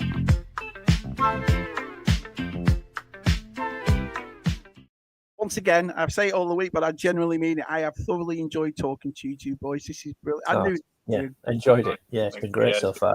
So, Mr. Whitehouse, because you're big up there, we're going to do your number 4 first. And your number 4, my friend, no one's going to disagree with this, is... I'm so glad I swapped mine out. Yeah, I mean, it's now brilliant. Surprisingly enough, I think this is either 1 or 2 or just the very first time Slave. Has Slave 1 been in top 5 before? I can't remember. Not sure. But this vehicle is brilliant, super cool. I just absolutely love this vehicle. Yeah, it's amazing. And it was I got it quite late. It's that story of like the shady car park story, not quite. But it was a kind of a school playground deal with someone. But it went on and on. It felt like it went on for weeks of trying to. I think I swapped my Rancor for it, and maybe a couple of figures, and also probably some money exchanged hands because I was that obsessed with getting this vehicle. I absolutely adored it, and there was no way to get it. And this was after Star Wars. I'd gone through Transformers and Action Force, and then I kind of dug my Star Wars out again and realized there were things I wanted, and this was the absolute top of that list. So this kid was getting rid of some Star Wars stuff, and he got this. So it looks cool just like that, played with. Do you know what I mean? And how many of us thought that it flew like that? When you're a kid, it looks like it should fly like that, shouldn't it? But I couldn't work it out, could you? Because I remember having it as a kid, and I'm like, how does this thing? Does it fly? Yeah, just like that. But the handle was underneath, wasn't it? So yeah. I mean, it looks so cool. It looks so cool. Landed. It looks cool. It just seems so innovative. And the wings that they have the anti-gravity sort of spin, don't they? You don't have to move them, do you? Yeah. That's right. The innovation of the handle. I just thought that was so brilliant because you can just fly it around. Yeah. Oh, it's so good. It felt like a perfect toy. It is the perfect toy. Yeah. It's a bit. Amazing. It's a bit battered. I think it looks better. I think that gives it, a little bit more charm, and obviously it goes with my original 1979 Boba Fett. So he needed that. He'd been waiting for that until about 1986 or 1987 or something. The Slave 1 shouldn't look minty anyway. No, hasty. It's just brilliant. Hasty. Matt's collection says the playability of Slave 1 and the Millennium Falcon were just great. Yeah, it's the same as that because the back cockpit comes up, the trapdoor thing comes down, doesn't it? Yeah. All comes out, doesn't it? And could you not, if I remember rightly, the legs for the Falcon you could use as a handle, couldn't you? You had your arm under it, and the front leg you used as a handle, right? That's Yeah. it. It came with like a handle. Yeah. If you look at mine, I've got mine right. I'm sure it's got finger grooves in the Yeah. front leg, hasn't it? Yeah. It's just so slave. And even the name's cool. You know, I know this controversy, blah blah blah. You know, but it's just a cool thing. It really is. And seeing it, I've got to admit, boys, seeing it in The Mandalorian. And the way they did, you remember there's that thing when we all sat there and you could see it actually moving, you know, when it was taking off and it was coming up. And that just answered all our questions, did it, that we had as kids? Like, how does this thing move and how does it fly? Because even the way they put the figure in, it was like a thing, and you had to, because the seat tilted as well, didn't it? Yeah. There's like a thing on the side, isn't there? Yeah, like a ratchet. That's it, yeah. Yeah, it's absolutely perfect. I remember Toy Ploy years ago putting lights in one. And that looked super cool as well, the way he did that. He put lights in it and so forth. So, no, you know, it's like he had an old battered one that he wanted to do up, and he did it up perfect. He really did. But, yeah. Where would you put Slave 1, Luke? Where would I put it? Yeah, like up there in it. With all toys. Yeah, absolutely. I mean, I'm a huge fan of Boba Fett anyway, so Slave 1 would always, like I say, it would have made my list. But then the only reason why it missed out was because obviously the Falcon becomes that bit extra special because of how I got it and who sent me the box and that David worked on it. And so it got, but Slave 1 would have been in my top 5 otherwise. I just love it. I think the box, that sort of burnt orange background of the box, and think, it's wonderful. Yeah, love it. Yeah, you're right. The box as well was. I remember the Bespin guards and the stormtroopers carrying carrying carbon into it. Yeah. Oh, it's a brilliant box. Yeah, good number 4. That's a good number 4. Gilson says mine needs the ramp. That was the part that's usually missing, isn't it? The ramp. It is. Yeah, it is. Yeah. But it's okay. Yeah, it stays. Yeah. And it has the two things, the pins on the side, don't it? You just slide it down and then you put it back up again. Yeah. But even the way the door comes out, because the door's shaped like an L, isn't it? It's not. You know, it takes it out like that. Yeah, brilliant. It's fantastic. It's weird. This is something we've seen probably every day all our lives, and we still go, "Oh man, look at that." But isn't that what's great about this stuff, though? Yeah. No matter how many times we see them, and we pick them up on our shelves, and we fiddle around with them, but then somebody else shows you theirs, and you go, "Oh, wow!" Like it's a completely different one that you. It's right over there, but somebody else shows you. Oh, you've got the ratchet on the side that moves. You see it. Well, so does ours. As if we didn't know. Yeah, inside, you can just about see Boba Fett inside there now. You know what I used for mine? I used car polish. And there was a car polish that, and then I used it, to get scratches out of cars on plastic cars, and I put it on my mirror on Slave 1. It came out perfect. Oh, did Just got rid of all the scrapes and stuff. It's a car polish. It's like a cream, and I left it on for about half an hour, and then I proper rubbed it, and it came up really nice. Right. Yeah. Slave 1 is one of my all-time favorites, says Dario. Unbelievably, I don't have one. It's at the top of it. How hard are they to get hold of now, Slave 1s? I'll ask you vintage lads. Yeah, I mean, to my knowledge, you can pick them up. They're not particularly difficult to find, obviously, depending on condition and box. Well, what kind of box? If it's an Empire box or a Jedi box or whatever, can obviously increase or decrease the price. Palatoy, Kenner, etc. But I don't think they're particularly difficult to find. But obviously, they can be pricey like anything Star Wars, depending on condition and what kind of box it's in. Yeah. Well, we just talked about your Millennium Falcon box, so this is a question for both of you. Is that important for you to get the boxes for these? Because I'll give you an example. I'm more or less a modern kind of thing, and the things I collect, I do open them, but I keep all the boxes. I keep them in, put them in big cardboard box, and I store them.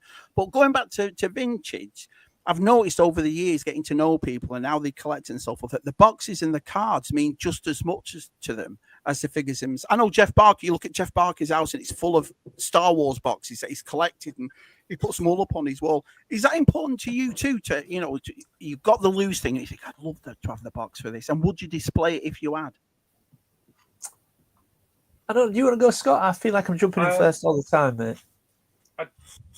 I think for me, it's a real space issue. I just wouldn't have the space. I'd like it, yeah. I haven't got, the only thing I've got a prune face card back, an original. That's the only vintage card back that I've got. And you see them on sale. And I wouldn't mind picking up a few more because there's huge nostalgia with those, and so I can. It's see like the next step in it, Scott. That's why I'm, I mean, because I've seen some lads, like I say, and the reason I'm asking this is because I've seen some lads that they'll get the loose stuff, and then the next thing is to go, I'm going to look for the box. Like Andy, who loves the inserts of boxes, and Andy Olaconicos is a big collector of the boxes and so forth. Yeah. But you feel the same way, Luke? Or? Well, I don't know if I would say they're important to me. If I get the chance to pick up a box for a vehicle, I won't maybe go out searching for one. But if one was to pop up on eBay, just box on its own at a decent price and a vehicle that I had, I would certainly go, "Ooh, I'll get that." Yeah. I find them easy to display in the boxes, even though they do take up a lot of room. They usually slide under a shelf or onto a shelf or on top of a unit. Whereas if it's just the vehicle, I think they become awkward. But I do think sometimes a box finishes it off. Yeah, even if the vehicle's complete, a box finishes it off. Yeah. 100%. You do realise we see the Slave One fly in the Empire Strikes Back. This me, Luke, going, how do you work it out? He flies in the Empire Strikes Back. It's just cool the way it goes like that. And one of the things that I thought was really cool is because usually before the new Star Wars stuff, we always saw it flying Slave One. But then we saw it in Attack of the Clones, and the way it sits. And I remember there was a I don't know, it's a Mandalorian, a Book of Boba Fett, where you've got Bo-Katan's right there. You've got an Imperial shuttle, you've got a slave, and they're all in that like a car park. If you will, I thought that's the coolest look I've ever seen. Loved it. G-Force really needs banning. Doesn't like Back to the Future. And now messing with custard creams. Well and truly on the list for me. Well, there you go then, Luke. What's your number 4, buddy? So my number 4, we're sticking with the mask theme now. This generally, I mean, it's a great vehicle. I love it. It wouldn't have made my list though if I haven't got it from my good friend Steve Darby. He gifted me this for Christmas. How did you get to know him? If you don't mind me, because I hear him mentioned a lot. But how did you get to actually know who he is? A few years back, I struck up quite a good friendship with Christian. When he was still quite prominent. Yeah, Smugglers Canyon, when he was prominent in the community. And we used to chat a lot privately. And the amount of we used to talk about our collections, and he always, in conversations at some point or another, would say, "Oh, and I got this off Derby Collector, and I picked that up off Derby Collector." And eventually I just went, right, without being rude, who's Derby Collector? Is he your own private, toy dealer, whatever? And he just went, "Oh, this is who it is." I follow him on Instagram. We got chatting. Here's his thing. I've mentioned you to him actually. He just said, "Give him a follow. He'll give you a follow." So we did.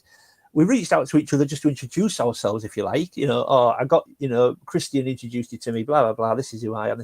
And we just got chatting, and all of a sudden he got to know what I was collecting. And then one day I think he went, "Oh, do you need this? I've got this." "Oh yeah, I do need that." Because you struck up a good friendship with him, haven't you? Well, we're very close now. Yeah, we speak a lot, and I think a lot of people think I use him as my own personal shopper. I don't at all. But he just came to me one day and he went, "Oh, don't you need this? I've got one." And I can give you it for this price. So, and then it just kind of went from there. And all of a sudden, we spoke a bit more. I don't think he should. That's his business. That's what he does. Find stuff and reaches out to people. Yeah. But obviously in between, I'll maybe get things for him, but that don't always get seen because he doesn't have a YouTube channel or whatever. So I always try to say to people, I do reciprocate with Steve. He doesn't just get things from me and give me things. I do try and do, but certainly not to the level he does. He's just, and we just went from there, so we speak a lot, and it literally just grew from that. And now I hold him in the highest regard. Not only does he help me out with my collection and vice versa, but he offers me advice. We talk about personal stuff and just. Which is great when you meet people. Like we're pals, I love that. We don't just stick to toy when we talk. It's not always about toys. Sometimes it's just about our lives. What's going on, and it's just gone from there. I owe Christian quite a lot for that because he introduced us in a way, and it's our friendship has sort of gone from there. He's a top guy. Can I just say before you show it, Luke, Mr. Cutsy, I am Mr. Cutsy. Nice to have you here. He says teacup. That's what it is. It works great. That's what I got. Yeah, I've got some actually. So get some of that stuff, Scott, because it'll bring out those scratches really, really nice. Sorry, Luke. Go on. Yeah, no, it's okay. So this is something that I never thought I would own. Now, it's generally not necessarily a vehicle I would have chased because it came right at the very, very end of the run. It's a bit of a standalone vehicle, but it's something I never thought I would get. And I opened this up on Christmas Day, not last year, the year before, and I got this. So I remember your video on it. It was awesome. Yeah. So this is the Mask Laser Command, and it was right at the end of the run. And the gimmick with this was the light on the top is like an infrared sensor. and you got a set of. I don't know if I can reach the crates. Actually, they're right behind something, but you got a crate with it as well. So what would happen is, I can't show it unfortunately, but you would press. There's a button on the crate. You would transform the crate, and it turned into like a little glider jet with a gun on the front. And there's a little button on it. Press, and it transmits the signal to this. And then the door blows off, and the bonnet blows off, and the wheels pop off like it's exploding.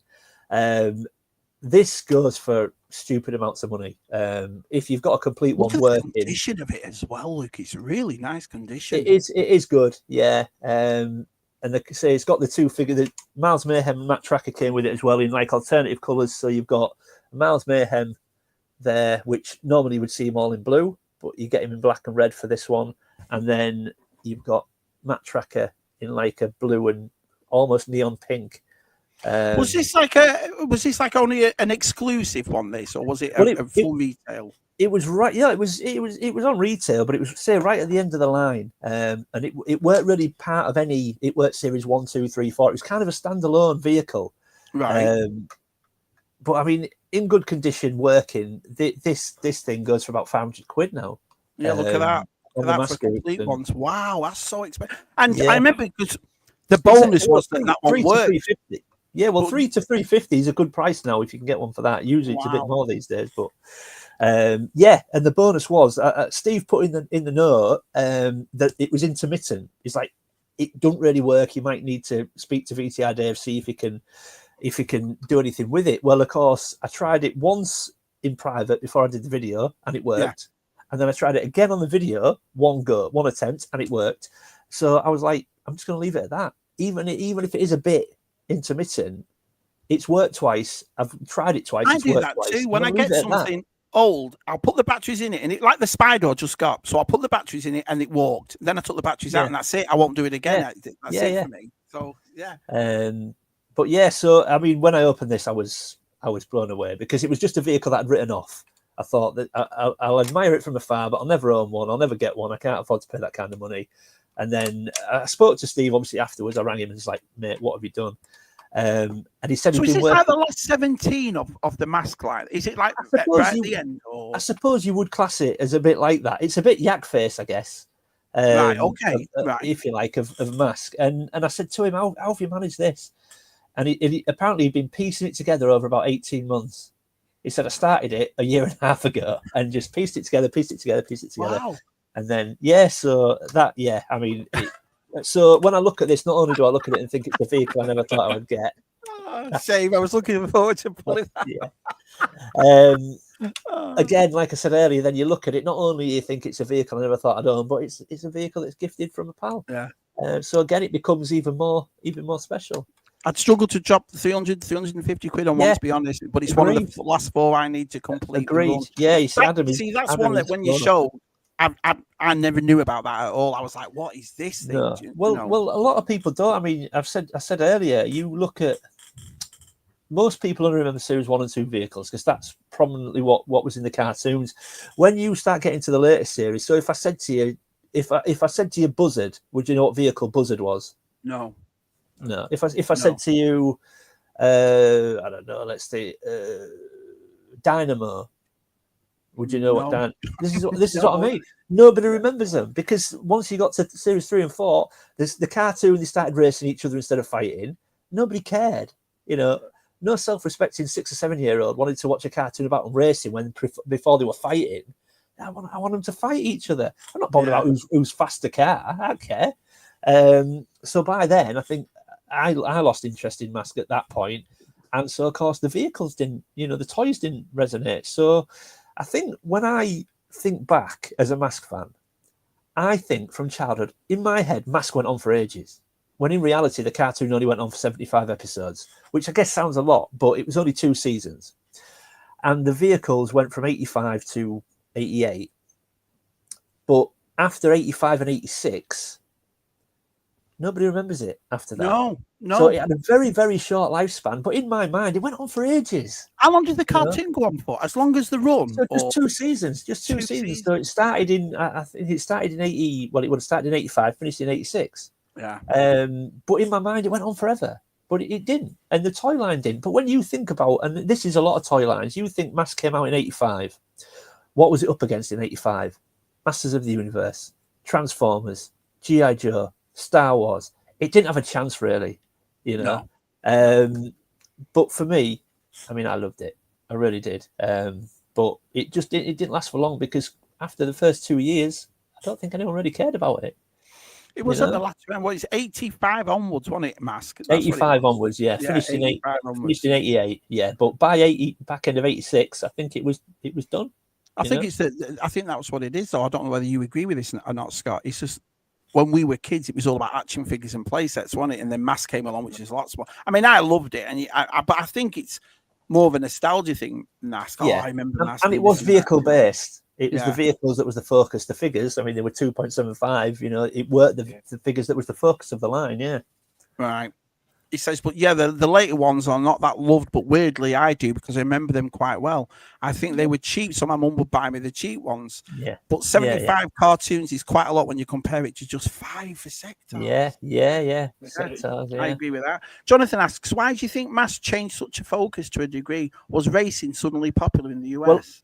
Well, I don't quote me on this, but I can give you what I believe was why things changed. So, to my knowledge, in the 80s, at one point in the 80s, various countries that used to air mask the cartoon and sell the toys changed their weapons laws. So you'll notice that the later series, so for example, Split Seconds boxes, Rhino is no longer firing the rocket on the logo. It's just it's not firing the rocket anymore.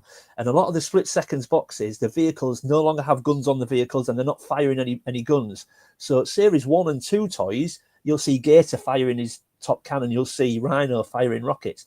On the Series 4 boxes, they have none of that. The vehicles don't even have guns on them. Never knew that. They don't even have guns on them. So they changed the weapon laws because they believed that it was glorifying warfare. So then the cartoons started racing each other instead of fighting each other, and the boxes no longer had guns on them. And Rhino wasn't firing the rocket. Brilliant, Luke. I think by then, everyone just went, well, I want them. As a kid, you wanted fighting, didn't you? You wanted wars. You know, that's. Well, this is very cartoons, by the way, not wars. A segue again. It goes back to what I was saying about boxes. And do people look for those two different types of boxes? And one with the missiles, one without. Yeah, I would have thought they will do. Like I say, it's the Series 4 boxes. You won't find any guns on them, and you won't find Rhino firing its rocket. Right. I think I had the small to medium-sized vehicles, says our G-Force, and playsets as a kid. My mum could get me more of those for less money. That's what it was, isn't it? The little ones, they were cheaper to get, weren't they? Yeah, they were, yeah. Entry vehicles, weren't they? I think they looked like Pole Position cartoon and went that way. Oh, Pole Position was great. Yeah, I remember that as well. Hi, Gap. Nice to see you, Gap. Maybe they tried to emulate the Pole Position. So a few people are saying that. Maybe. Good old Tony saying, loved the Mask and Micronauts comics as a kid, and had some toys but never got in. Had some toys but never got into them as an adult. Just vintage stars. We've had that conversation before, Tony, where we've had people on, and I've asked people, you know, do you feel like, because me and Luke were like that, and Scott collects, you know, has eclectic things here and there, but we were just Star Wars, weren't we, for ages, Luke, and then we just went, you know what, let's expand and go. Well, it was what you were saying earlier, Shabby, about you see other people's stuff. I mean, I was purely Star Wars when I started. Yeah. And then I watched VTR Dave's videos, and he pulled out Centurions from a drawer one day. I was like, oh, bloody Centurions, love Centurions. Then all of a sudden someone else brought out Sector, Rambo, I think I saw on Dave's channel. I was like, oh, bloody Rambo, I used to have Rambo. 18, yeah. You pulled out Playmobil, Shabby. And I was like, oh my God, you know. Yeah, so it was never going to be only Star Wars once I got watching other people's. No. Well, for me, it was pretty straightforward. I wanted to do something with one of my children, and Lucy liked. I used to put the 80s He-Man cartoon on, so she used to watch that with Kobe and my two younger kids. And then when Origins came, I thought, brilliant, I can do this with Lucy. And then you just think, well, maybe the real Ghostbusters, I think I'll get them too. Oh, maybe Transformers is doing the Studio 86. Maybe I should. And then I started to collect the vintage mini bots and go into Transformers as well. And it just builds, doesn't it? Yeah. There's so much temptation out there, isn't there? We're all idiots. We're just. But I love diversity now. I love diversity in my collection now. I've got to admit. This is a shocker. I remember being shocked that Bagpuss had only 13 episodes. Wow. Now that does blow me away. That is something that makes me go, hang on a minute, really? Yeah. It feels like it was there all the time, doesn't it? It's an easy but lovely thing to get influenced. Curse that VTR. But look, I mean, there's worse things we could spend our money and time on, isn't there? You know. I was shocked that Star Wars only has 3 films. I think we can agree with that. Yeah, definitely. Absolutely superb. I'm loving this. Anyway, let's get to number 3.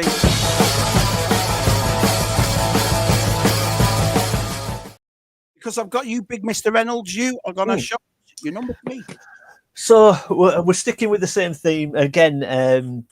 Sentiment comes into this one. So I'd been in the community maybe 2 years by this point, and I didn't know that many people. But the one person I had got to know quite well was our VTR Dave. What a lovely guy, and we spoke at this point. We were speaking here and there. I wouldn't say massively regular, but you know, we were chatting about certain things, and he knew I was getting back into mask. And one of the first gifts I ever received, it arrived on my birthday one year. I was at home by myself because work had started giving us our birthday off. If your birthday landed in the week, you got the day off. So Rachel was at work, Connor was at school, and I was just at home on my own, and we were going to celebrate my birthday on the evening. And then there was a knock at the door. I wasn't expecting anything. Got a parcel, and when I opened it, I got this. Switchblade. Oh, wow. Mask centric tonight, boys. This is good. Yeah, and this was a vehicle I'd been chasing. Very difficult to get sort of complete in good condition, especially with the bomb, because that's always missing. And this, I opened a note, and this was gifted to me by good old. Looks brand new. Looks brand new, doesn't it? It's amazing. It's amazing. And I'm just wondering if I could transform it on. I don't know if I can. Don't mess around with it, but yeah. And so I was staggered the fact that anyone would do this. And then obviously he did a video about picking it up and restoring it, and the amount of work that gone into it. And yeah, I mean, he's very good at keeping secrets as well as our VTR, because you just don't know, do you, until it arrives at your door, and then you're like, what is this? You know, you don't. But it's delicate, so I don't like to mess around with it. But let me just see if I can just tuck the wings in there like that. Look.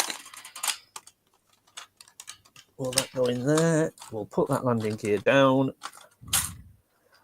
Let's put that. By doing that, Jonathan says Bag Plus is the most boring kids ever. Ban Jonathan immediately. And then if we just, there we go. Oh wow! It's so good in it. Brilliant. Yeah. Love it. So that's absolutely superb. That's it at my number 3, because it means a hell of a lot to me. I mean, I'm very, very lucky that I've received a lot of gifts since then. But this, from what I can remember, was the first real notable sort of take my breath away gift when I opened it up, that somebody was willing to do this.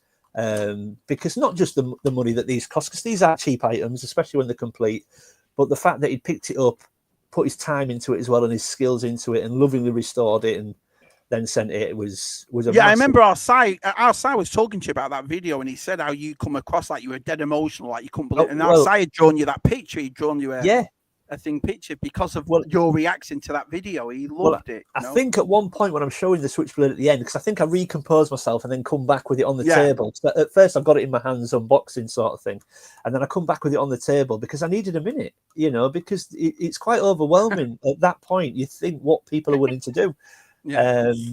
So this isn't number 3 because it's probably my favorite mass vehicle, and the way I got it makes it extra special. So. Absolutely perfect. VTR, did I mention I would love a Shogun Road? So Switchblades is good, says Adam, but it ain't right. But that's the thing in all toys, isn't it? Yeah, you have your favourites. Chief says I blame retro blasting analog toys and usual Mike. They were the first 3 toy collectors I came across.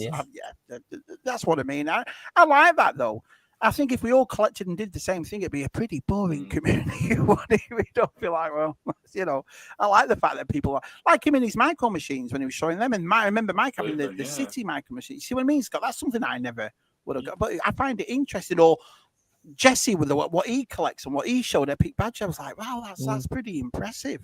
It's a way to enjoy that stuff and get the nostalgia, isn't it? Without actually having to buy it yourself. It's quite nice to be able to do that. Saves you a fortune, Scott. Saves you a fortune. You know brilliant if you're a Saint Northerner. You then to dip in, don't you, if you decide to. You know, it's unbelievable. The British Mass comic ran for over 80 issues before merging with the Eagle comic. Didn't know that. Yeah. Transformers comics were 25p. Mr. Ben was only 13 episodes. Mr. What Ben. in France? Bloody hell. I was always under the impression, Scott and Luke, that these ran for years. Well, you do, because when you It's on think back, repeat, you just, isn't it, constantly? Yeah. you think that they went on forever. Yeah. Oh, that is unbelievable. Messes with your Right, head, Scott. doesn't It does. That's the funniest thing. Mr. Ben was only 30, but that about Bagpuss, because it's just something you always remembered as a kid. So you just always thought, and you're right, it's probably reruns, Scott. You're probably right. And Must have been he on- probably must watched have the been same on episode constantly. 20 times. That's unbelievable. I never thought that. Anyway, Scott, I've got some pictures of your number 3, my friend. Okay, yeah. Luke's gonna again. I'm glad you two have done this together, because I know that you're gonna appreciate each other's stuff, and I know Luke's gonna appreciate this. This is Scott's number 3. Oh, hang on a minute. Why is it not working? Oh. Hang on, it's just can't. There you are. I'll do it now. Bloody hell. Got it. Oh, dear me. Soundwave, Oh. which Yeah. you know, my first Transformer, you know, and there's kind of a bit of a story. I remember that we were going. I must have had some Christmas money or birthday money or something, Right. and we went into like the department store in Stafford, which is the town near us, and we went into this department store, and they were selling off a load of Star Wars cheap. But I didn't want Star Wars by then. I wanted Transformers, and I wanted Soundwave, and so we went off to the local Brilliant. toy shop, and there, on the floor, sticking out from under the shelf, was the box. And I bought the re-release that came out last year just because I loved the box so much. Yeah. There was the connection worth to it. that story, and I've remembered that. I'm a bit weird that I remember that. I've got such a vivid memory for things like that, and so I can remember that day. And there he was.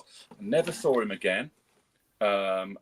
No one at school had him, so I was the only kid that had got a Soundwave, and I just absolutely What a great adored the toy. character. Can you get more iconic than that, Scott? I mean, look at that. I mean, he's fantastic. Obviously, If there's a toy that's going to say 1980s, it's definitely Yeah. Soundwave, isn't it? yeah. Look at it. Still, he's very loose now. He's very rickety. Yeah, but, mine is as well, yeah. and he spends most of his time as the cassette, as the player. To be honest, now on the shelf. But it's the safest way to do it. But he does all go together. And Oh, Wow, look at that. Yeah. so he is complete. Buzzsaw's a bit broken now. His head just has to balance in. So there he is now. I always used to get Buzzsaw mixed up with Laserbeaks. They're very similar, aren't they? Yeah. And Buzzsaw was hardly in the cartoon, and so I was always a bit disappointed that you got Buzzsaw with him, not Laserbeak or Ravage. But Oh, Ravage, yeah, I've got Ravage. you know, Man, whereas so cool. whereas this one you got Laserbeak and Ravage, and I still don't know whether I'll ever open this or not. But Oh, it looks so nice. but it just looks great as it is, and I Yeah. kind of just display all the Transformer stuff I've got together. So he probably won't come out of there, but I would like to pick up some. I always think I'd like to pick up some of the vintage cassettes. Yeah. Yeah, You I know, always so- wanted a Soundwave. That's what our side does. Our side just collects Decepticons. He just loves the style Yeah. of them, Decepticons. Yeah. And Shockwave, Galvatron. Oh, You know what I mean? Shockwave. I Yeah. mean, these Yeah. G1 Transformers. they're You know what I just mean? Because amazing. I was a massive fan of that. I wasn't really happy that Optimus Prime had died, but when Megatron turned into Galvatron, you were like, no, that's the coolest thing ever, you know? I mean, Yeah. well, it's just So cool, aren't they? just fabulous, isn't it? Yeah. Yeah. For me, it really is. after the movie, it kind of died very quickly for me after the movie because they killed off everyone I liked. And, Yeah. you know, It was or weird. It changed was them. weird. Yeah. And I don't think I was upset. I think I was pissed off when as a kid seeing it. I went that way, you know, instead of crying. Oh no, I was like, what? You know, it's like yeah, I think literally. it just sort of. I just thought, you've spoiled it for me. And I think at that point I realised they were doing it to sell more toys. Yeah. But I They were, didn't like new, those. new toy line I was didn't coming like out, them. yeah. I didn't like the characters as much that they created. So yeah, it was, Because they did but Blaster as well, the- but Blaster's this a guy was- different mold, isn't it, to Soundwave? Blaster's a different Yeah. mold. It's not It's a lot bigger as well. right. Is it? Yeah. Yeah, it's bigger, Yeah, yeah. I It's never- quite significantly bigger. Yeah, because he got a re-release the same time as the boxed Soundwave, and I was tempted, but I hadn't got the connection because I'd not had Blaster as a kid. So so I sort of saved myself the money. But yeah, I mean, he barely stands now. He's very, very loose. Is he referring to his Walkman that his dad got him? Yeah. He's killed, but he doesn't have a brown carry case with a belt. I still expect you to be wearing yours NEC. The best thing that VTR said that night was when him and his son took the old BMX to the BMX ramp, and he thought, I'm the coolest. And all them kids are going, what is that? Where are they going? Oh, wow. Oh. And he stood there with his belt loop on and his leather thing going, what? Antenna out of his, what are you talking? Brilliant. Ravage was always my favourite cassette box. How many cassettes did they do, Scott? Because I know they did a couple of them. Ravage was one. I mean, there was Ravage, there was Rumble and Frenzy. Frenzy. Laserbeak, and then there was one called, it came along later, called Rat Bat, a kind of a purple bat. Yes, there was, yeah. Thing. And then there's more sort of subsequently, I think, aren't there? That yeah, I'm not sure I can tell you exactly how many there were. You've just named the ones I know. Yeah. Those were the main ones, weren't they?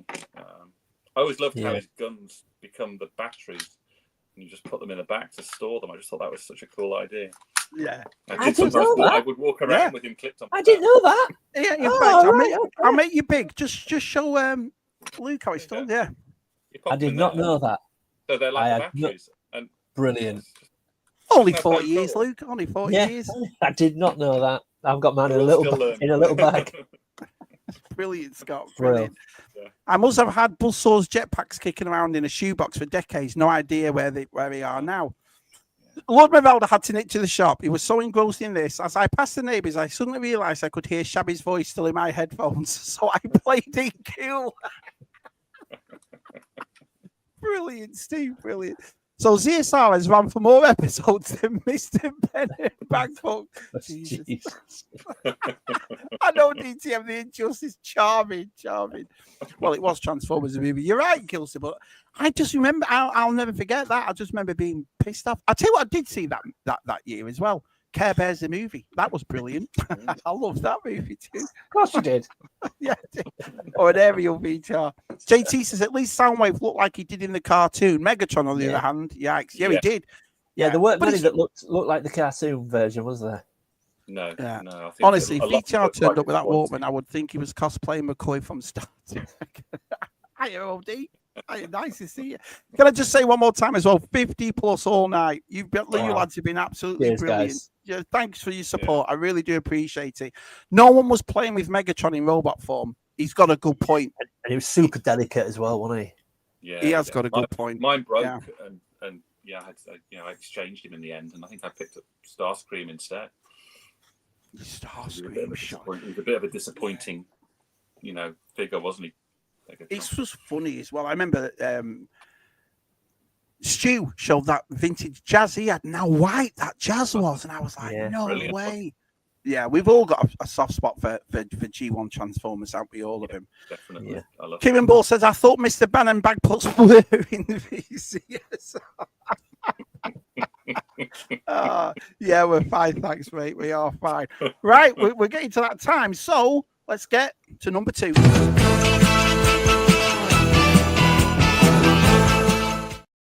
And because I've got you big, I'm going to show some pictures of what got here. So this is cool. This is Scott too. It's a bit of a cheat, actually. Oh, actually, that one snuck in. It's a bit of a cheat, really, because there's a few items. I've gone for my original 1977-79 Star Wars figures, the ones that I've got. Weequay snuck in because he was one of my absolute favourites as a kid. So one of our size favourites.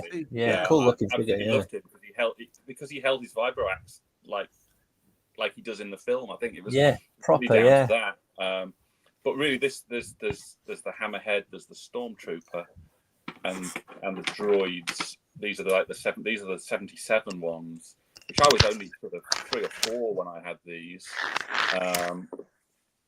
And they're as loose as anything, and they're a bit battered, but they just take me right back to. Yeah. They take me back to sort of preschool age, and they're still about. They're still, still on display at home. You know, it's.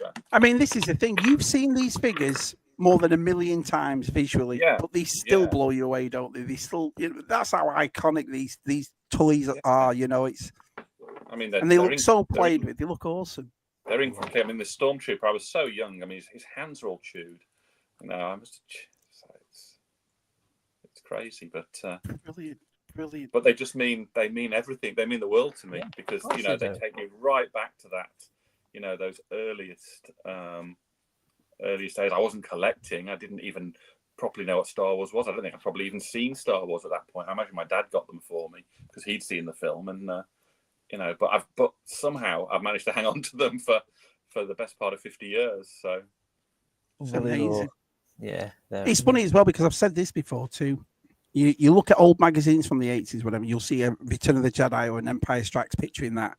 And it's like timeless, it never ages. But then you'll see the advertisement for something in there or the clothes or, you know what I mean? So the whole magazine gets so dated except for the Star Wars pictures. Do you know what I mean? It's just brilliant. Look at him. What do you think, Luke? Oh, yeah. I mean, like you say, that again, we're going back to when I was saying about card backs and having writing on the back of them. And I think I was going to say defects, but the wear and tear of these figures are kind of what makes them. 100%. You know, they've been in your collection, in your possession for that amount of years. You know, and everything that's happened to them is through your play and your, you know, there's something special. There's something if you look at them and you know they've been with you for that amount of time. I don't think condition matters. I really don't. No. He says my old vintage figures are like old friends. I agree with him. Absolutely. I completely agree. Absolutely. They're just, I just, you know, wouldn't be without them. They're just, brilliant. Love it. It is entirely sentimental and nostalgic. You know, it's sort of quite an emotional thing, really. I suppose. You think about where they came to you in your life and what you've been through and where you are now, and they've been with you every single moment. I never think about it, but you're 100% right. Yeah. Exactly. Yeah. Tony Z said, I'm staring at my 79 run right now. My heart skips a beat just looking at it. Yeah. And it's funny because, like I said, we've all got our vintage Star Wars shelf or part of our room. And it's, you know, where would you be without me? Funny that, because how old was I when Star Wars came out? 1, 77. I was, 1.5. So amazing. I was -2. -2. You just think how many times have you played with them? How many scenarios have you run through them? How many times has this guy been shot in the corridor or fallen out of the AT-AT or something like that? You know, hundreds, thousands of times. You know. What do you think this is, though? I mean, we talk about toys a lot, and I'm not speaking for everybody, but the majority of us is the love we have for Star Wars, Palatoy Star Wars, Kenner Star Wars, regardless. Why do you think that? Is it because you think it's the first one? Because it wasn't really the first one. You look at Big Jim or Adventure People or Action Man of the Troll. So what is it, do you think it is about this toy line that is right up there for us all? Isn't it? It's when I was a kid, I think what I remember thinking, even at such an early age, what got me about Star Wars was that I convinced myself it could be happening. You know, you'd look up at the sky and go, it could be happening. You know, this could be. You know, but it was it just ended up being one of those toy lines growing up and into adulthood, and it kind of references what you said to me once, Shabby. I think when I was doing a viewers' questions video, and you said, what toy line? You have to get rid of all your toy lines but one. What do you keep? Yeah. And as much as I love Mask, and as much as I love Motu, Transformers, Stars, whatever, it was a really easy decision. So I'll keep Star Wars. It is. Yeah. I agree. That always brings me back, no matter what. It always brings me back, and it was with me. The movies, the toys, growing up, tough times in my life, I'd put Empire Strikes Back on, and weirdly, there's a sense of comfort in it. And no other franchise did that for me. None. Mask doesn't. Yeah. You know, Star Wars is an element of comfort in it. You know, the toys, the movies, whatever. It's always been there. It's been an ever-present in my life, and that's what it represents to me. So that's, I think, what it is. Yeah, I completely agree.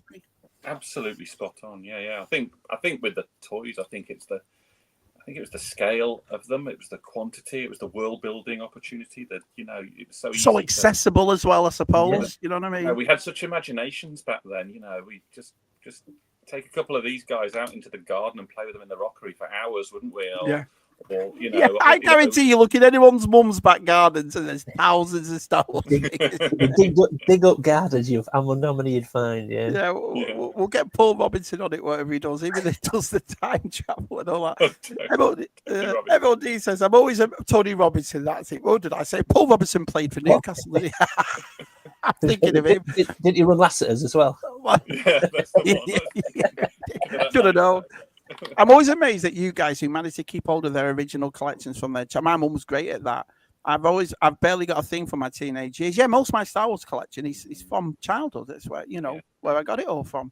I have been thinking about selling most of my. I could never do it. I just couldn't. It's part of me, innit? I suppose it's the same for you two as well. Oh God, yeah. I couldn't part of my vintage Star Wars. No, No. Martin says, "Great, Scott. See what I did there? I would love to have my childhood figures. My mum threw them out." Yeah. Sadly, a lot of pretty much all my stuff is new stuff, not from my childhood. Yeah, unfortunately, I didn't keep any of mine. Yeah. Sorry, sir.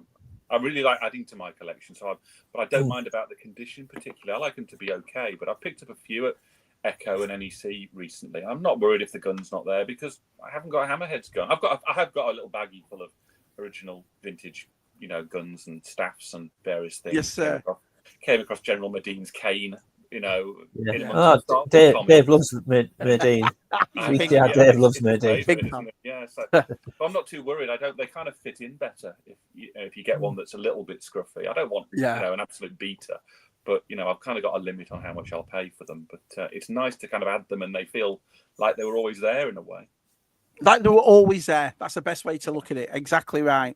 I remember a playtime where Cobra Commander was interrogating Andor Han Solo, and of course Han would talk. CC had him decapitated. So I mean, you threw them all in, didn't you? Play with it. I remember the astronauts from Fisher Price. Remember the one, the big Jeff Barker sent me one, and it's one with the blue, and I loved that. And it came in a red rover. It was like a square kind of vehicle, like a moon rover, and it had a silver. He just found me one and said, "Shabby, I'll bring it to Joe Fest for you." And even that Adventure People was in with my Star Wars as well as Action Force and all that. It wasn't just Star Wars, wasn't it? You had wars with everybody. So brilliant. Yeah. I'd replace everything with the Lord scale 3.75. It's funny that because apart from my vintage Star Wars, I've got about 4 or 5 tubs full of 3.75. I don't know what to do with them. All vintage collecting pound of Force. I just don't think I'll keep hold of them. I really don't. It was the movies themselves. Do you agree with that? Yeah. The movies are amazing. Yeah, amazing. Yeah. It will. Tony Z, I'll contact you if you decide to sell mine. I'm only tempted to keep. That's funny. That's something I would never consider. It's funny because, you know, for the right price, I think any of us would shift some stuff, you know, if anyone wanted it. But I don't think I would with vintage Star Wars. I just don't think I could do it. It'd have to be a silly offer, to convince me. Yeah. It happened in a long time ago. I'll get my coat. Yeah. Taxi for Chris.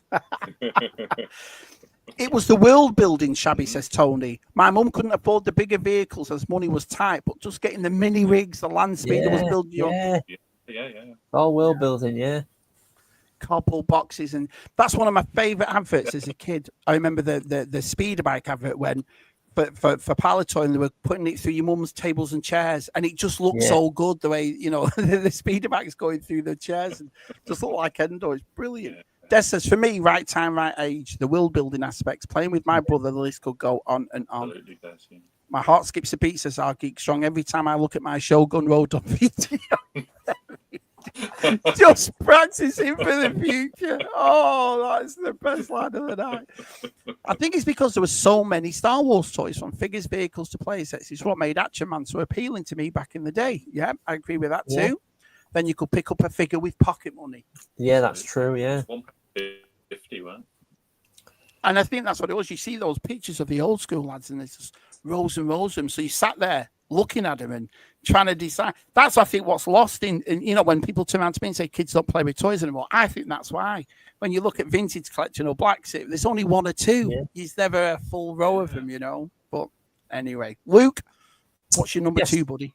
So my number 2, again, sticking with the same theme, it's gone quite well that tonight. So referring back to Steve Darby, I mean, this guy, what he's done for me and what he continues to do for me is exceptional. And obviously the Mask Laser Command was a grail piece really for me when it came to Mask, and he was, how he managed to do that for me, I don't know. But Star Wars, obviously, I had grail pieces as well. I loved the first 12 stand, which I managed to acquire that a few years ago. But everybody knows my love for Boba Fett will always be my favourite character. But a very, very, very close second is Luke Bespin. I love the simplistic style of the figure. And again, something that I never thought I would have in my collection. But thanks to Steve Darby, a couple of birthdays ago, he sent me this. And brilliant. There is a crack in the bubble, but that does not matter to me whatsoever. I'm trying to get the glare off it, and it's my favourite card as well. That image is my favourite image of Luke Bespin rather than the standing one. I like the sort of looking around the corner one. And obviously you can see him in there complete with his lightsaber and his blaster. Awesome.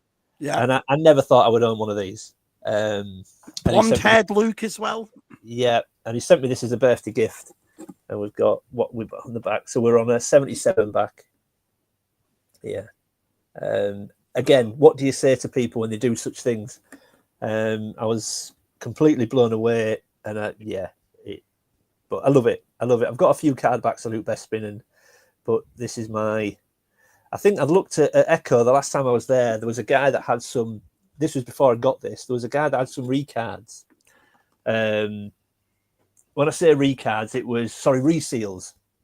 So it was original card, original bubble, original figure, but they'd maybe come away from the card and he'd resealed them. And I saw this big sign, reseals, and there was a few figures. They were like maybe 50 quid, 60 quid. And I thought, well, hang on. Yeah, these are affordable because I've only got 2 original carded figures. And I thought, these are affordable. And then I saw on the top row, there was a Luke Bespin. And I thought, this is my chance. This is my opportunity to get one. To get old ones. Yeah, and I thought reseal, I could maybe swing this. And like I said, there was other. I mean, obviously there were less desirable characters, but 50 quid, 60 quid. How much do you think he had on a resealed Luke Bespin? Go on, 350 quid. Oh, bloody hell! I was like, for a reseal. Rachel, any chance you can borrow me 300? I can just imagine. So I was like, yeah, I'm out. I'll just show it to VTR Dave before I walk away. Have you seen this, Dave? It's quite nice, that, Dave, isn't it? Yeah. I'll have a look at it.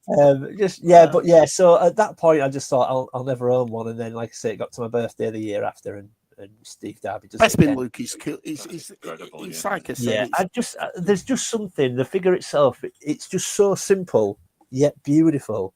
And that's the yellow. It's got the yellow lightsaber in it. Yeah, well, it only ever came with yellow, didn't it? Are you thinking of the Jedi No, one? I didn't remember that. Did it? I thought it came with a blue one too, but it's only the yellow. I don't. Yeah, he only ever came with yellow, to my knowledge. Anyway, Wow. I know Luke Jedi came with the blue one to start with. Didn't That's he? why I'm getting mixed up. It was blue and green, wasn't it? That's it, right. That's Yeah. why I'm getting mixed up. You're exactly right. But yeah, love it. Absolutely love it. Brilliant. I think the same way as the Return of the Jedi, Luke. There's always something there, isn't there? And I suppose I think it's his bending. It was the nicest thing Star Wars did. He gave these figures, even though they were very limited in articulation, poses. They always looked cool. Even the Bespin guy with one of his legs out, you know what I mean? Like it's super cool. You know what I mean? I think there is a few you look at and go, that's a bit. I mean, Hoth Luke, I always think has a weird pose. Because he has one leg kind of like almost stuck out at a weird angle. I think that looks a bit strange. And his hands are like that. So he's like, you know. Yeah. If he stood at a bus stop like that, you'd be like, TJC won't pick him up. Do you know what I mean? I'll leave him where he is. Gareth says, my parents didn't have a lot of money when I was a kid, so a lot of the vehicles I saw for Joe, Star Wars, etc. on TV I'd build out of Legos because I had a ton of them. We all did that. I definitely agree with that. I think Martin approves of your Bespin Luke right there. He's still collecting them as well. He's still grabbing as many as you can because I know you've got quite a few of them, haven't you? Vintage Star Wars figures? Bespin Luke. Oh, sorry. Oh, God. Yeah, I'll always pick them up if they're cheap. What are you up to now in them? Oh, at my last count, I think I had about 57, maybe. Yeah, but I haven't got them out, unfortunately, anymore. I've had to put them into storage because I needed the space. But I still pick them up. Yeah. I remember Monkey Boys doing that, Scott. Monkey Boys Toys was on.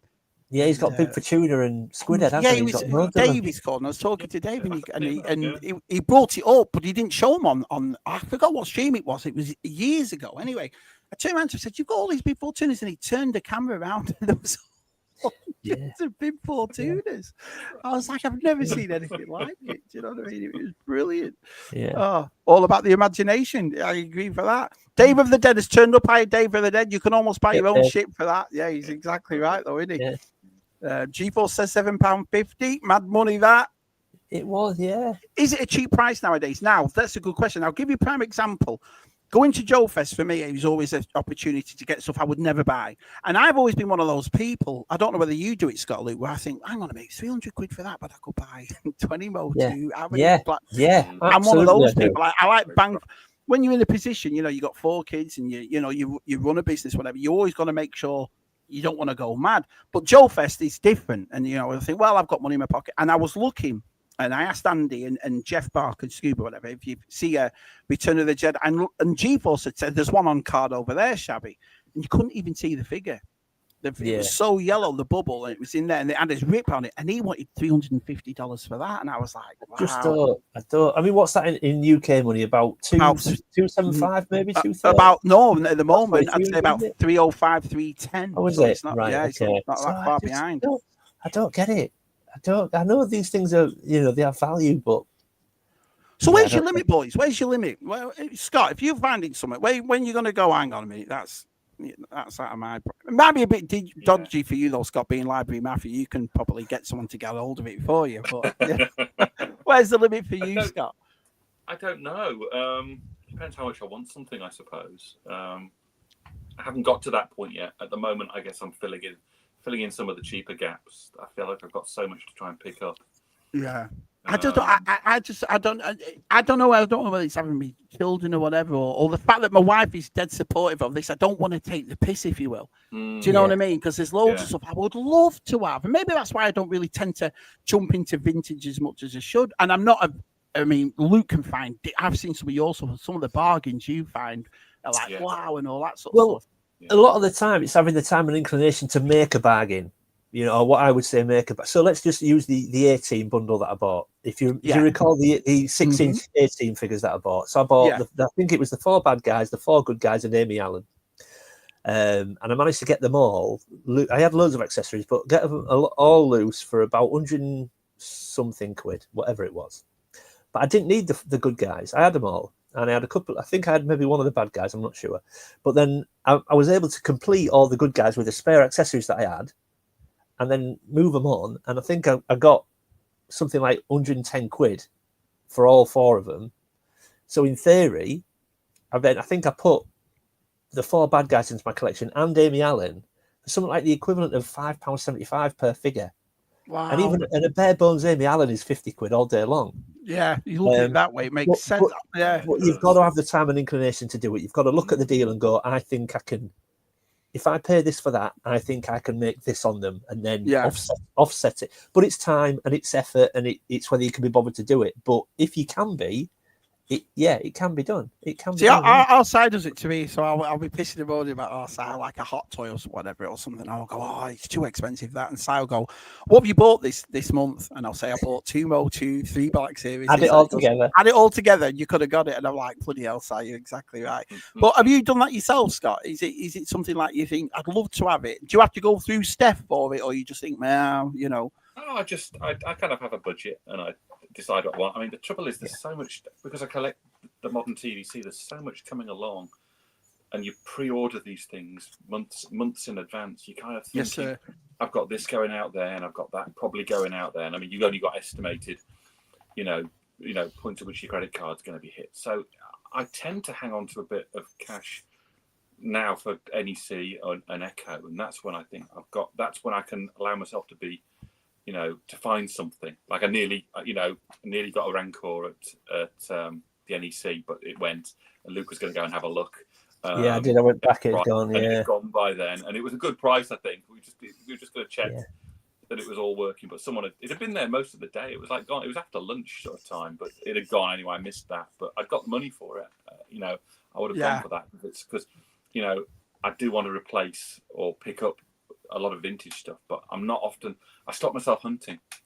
Yeah. So you put it down to patience, Scott? Is that what you put it down to? Like at the moment, I'm being patient because I've got the money and the space. The space is an issue. We're in a small place and there's not a lot of space. But I went up to you may have seen the photos I put on Instagram. I went up to a little exhibition of Star Wars figures. It was up the road in Stoke at a museum, and they got a couple of things there. They got the Imperial attack base and they got Darth Vader's Star Destroyer.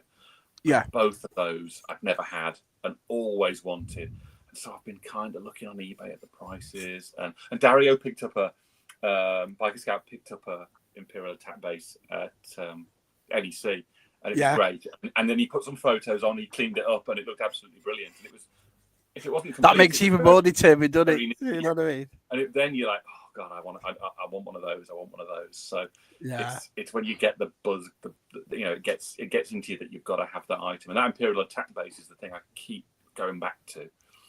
But having seen the Darth Vader Star Destroyer for the first time, I think in the flesh, it kind of in a display, super cool. Super cool. It was fantastic, and I never thought it looked that great a thing as a kid. But seeing it in this exhibition case, it just looked amazing. I was so. And it looks nothing like a Star Destroyer, but it is. Do you know what I mean? No, but it is. It's got the components that you want, especially Darth Vader sitting in with the thing coming down, and so I really want to get those. Is that loose, Scott? Or did it have the box with it, or was it loose? Oh, I think they've got the boxes for some of the stuff in the exhibition. But the one I've been looking at on one on eBay, and it's slightly broken. The tops was slightly broken, like the clip that must clip the top part onto the front. Yeah, part I think they do sometimes. Broken. That had got a box and a set of instructions with it. It is one of the most brittle ones, isn't it, though, Scott? It's very brittle, the Star Destroyer. The thing with the Star is once you've fixed it together, it's very difficult to get apart again without breaking the clips. It's one of them it's almost once it's together, that's it. If you try and take it apart again, you risk breaking it. Yeah, and that's probably what happened with this one that someone's trying to sell. So I've been looking at it, and it's very, very tempting. But I've got to have not had a few pre-orders drop for a while. So if I feel I've got a bit of disposable income at some point, I might go for it. But it's patience. I'm biding my time with a lot of things. And after all that, Scott, Adam says, Library Matthew toils like he's chasing down a book. Where's his feet? I've always wanted this Darth Vader Star Destroyer one day. Absolutely brilliant. Library Matthew toy hunts like he's chasing down one of his books. Where's someone down until they get bored, makes a stupid mistake. That's why it's Library Matthew. King Song says 2 Cantina Hablines, 1 Ghostbusters Ecto 1, a HasLab Star Speeder 1000, and all the TVC pre-orders coming out at the end of the year. My wife is going to flip. I've been practicing it in the mirror. Brilliant. Absolutely brilliant. Can I just say, we've done 2 hours and 15. We're at the number ones right now. Thank you all so much, because again, we're still at 50 people watching all the way through it. So, brilliant. For you lot to support us, for me, Luke and Scott doing this, we genuinely appreciate it. Also, as for anyone who hasn't subscribed to Reynolds Reviews, or anyone who doesn't follow Scott on Instagram, the links are in the description below. So you're more than welcome to follow them both. I know most of you will, but you're missing out if you don't. These two are the nicest. This is the reason we have a community. These blokes like this is the reason why we do it. I mean, they're just lovely blokes. I've thoroughly enjoyed tonight. I really have. Brilliant. But anyway, after all that mushing, let's get to number one.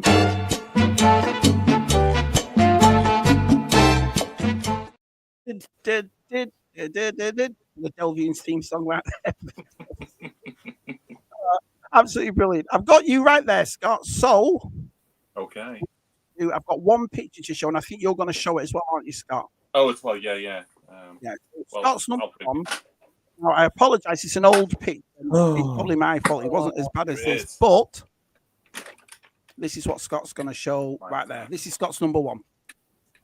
So that is a photo, I think, from Christmas. I think it must be Christmas 1983. You can see it was a pretty good Star Wars Christmas. It's a shame about the carpet. It kind of, a lot of the stuff blends into it. What do you mean? That carpet's awesome. That is classic 80s. We all had that carpet. Could be anyone's front. So yeah, the AT-AT. It's my absolute number one. Always will Brilliant. be. Brilliant. You know, I played with this forever, really. But I mean, the most important thing, I've told this story before, is that I had to save up half the money for it. You know, because my parents said it was too expensive, and if I wanted it, I had to save some money towards it. So, you know, so I paid for half of this. I think they're about 25 quid, were they, or 30 quid? So yeah, they probably sound about right. Pricey back then, wasn't it? It wasn't at the time. Yeah. I think I was getting about £1.50 pocket money then, and so it took you 7 years to collect what I got. It took me quite a long time to get it, and of course, anyone who knows me will know that for a very long time the lid had been missing, the canopy had been missing, and again in that foray up into my friend's mum's roof, there it was. You know, I had quite a moment when I discovered. Yeah, that's a great story to find. Yeah, find it. A little bit emotional, to be honest. Brilliant story. But it's there that you can just about see the drivers. The drivers in there, yeah. They're in there, and on the side, I've got my.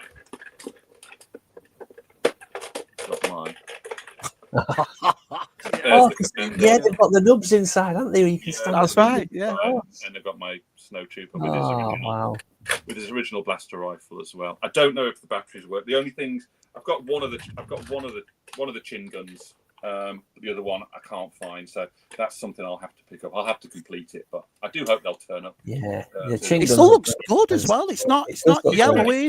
It's got a little crack here from.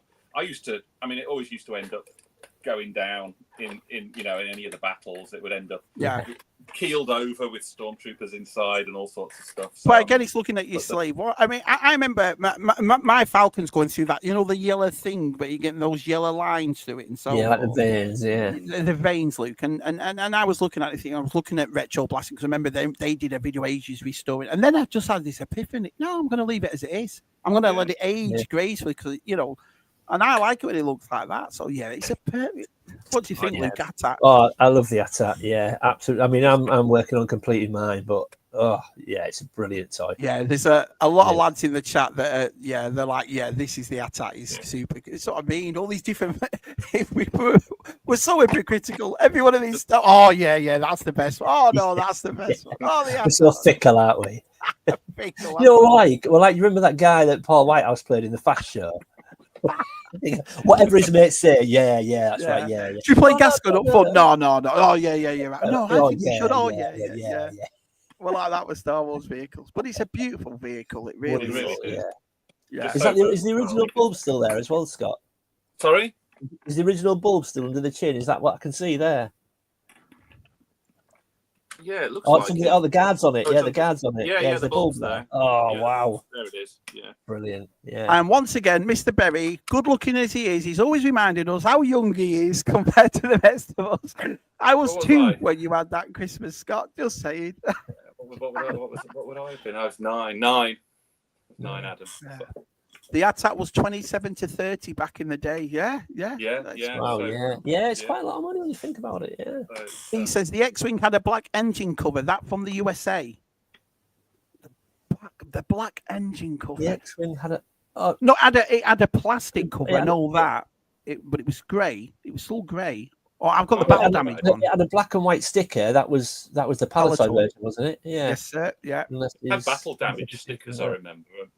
Yeah. Such a beautiful thing. It really is. AT-AT was such an epic toy. And then we've got good old Dave Torpilloy. He says the AT-AT is we were talking about you before with Slave Ones and so on. The AT-AT is one of the greatest. So it is. So anybody again, it's something. You have to. I think Dave's just done a restoration on his, hasn't he? He's just done a full restoration on that. Yeah, watching it the other day. It was lovely to see, but he's right. It is one of the.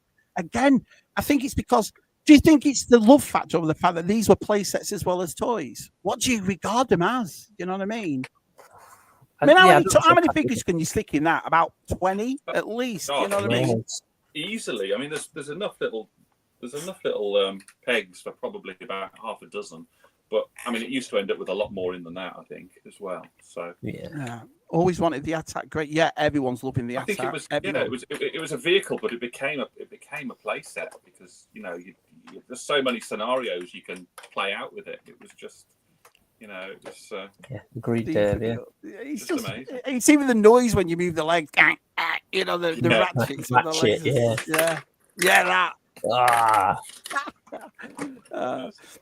David of the Dead says, Toy Ploy, your recent... Oh, that's what you were just saying now, Luke. Recent attack restoration. I need to finish it, but it's been brilliant to watch. The one that he did that always freaked me out in was when he did the Scout Walker, and he got that flathead screwdriver trying to rinse it, you know, the two parts of the head.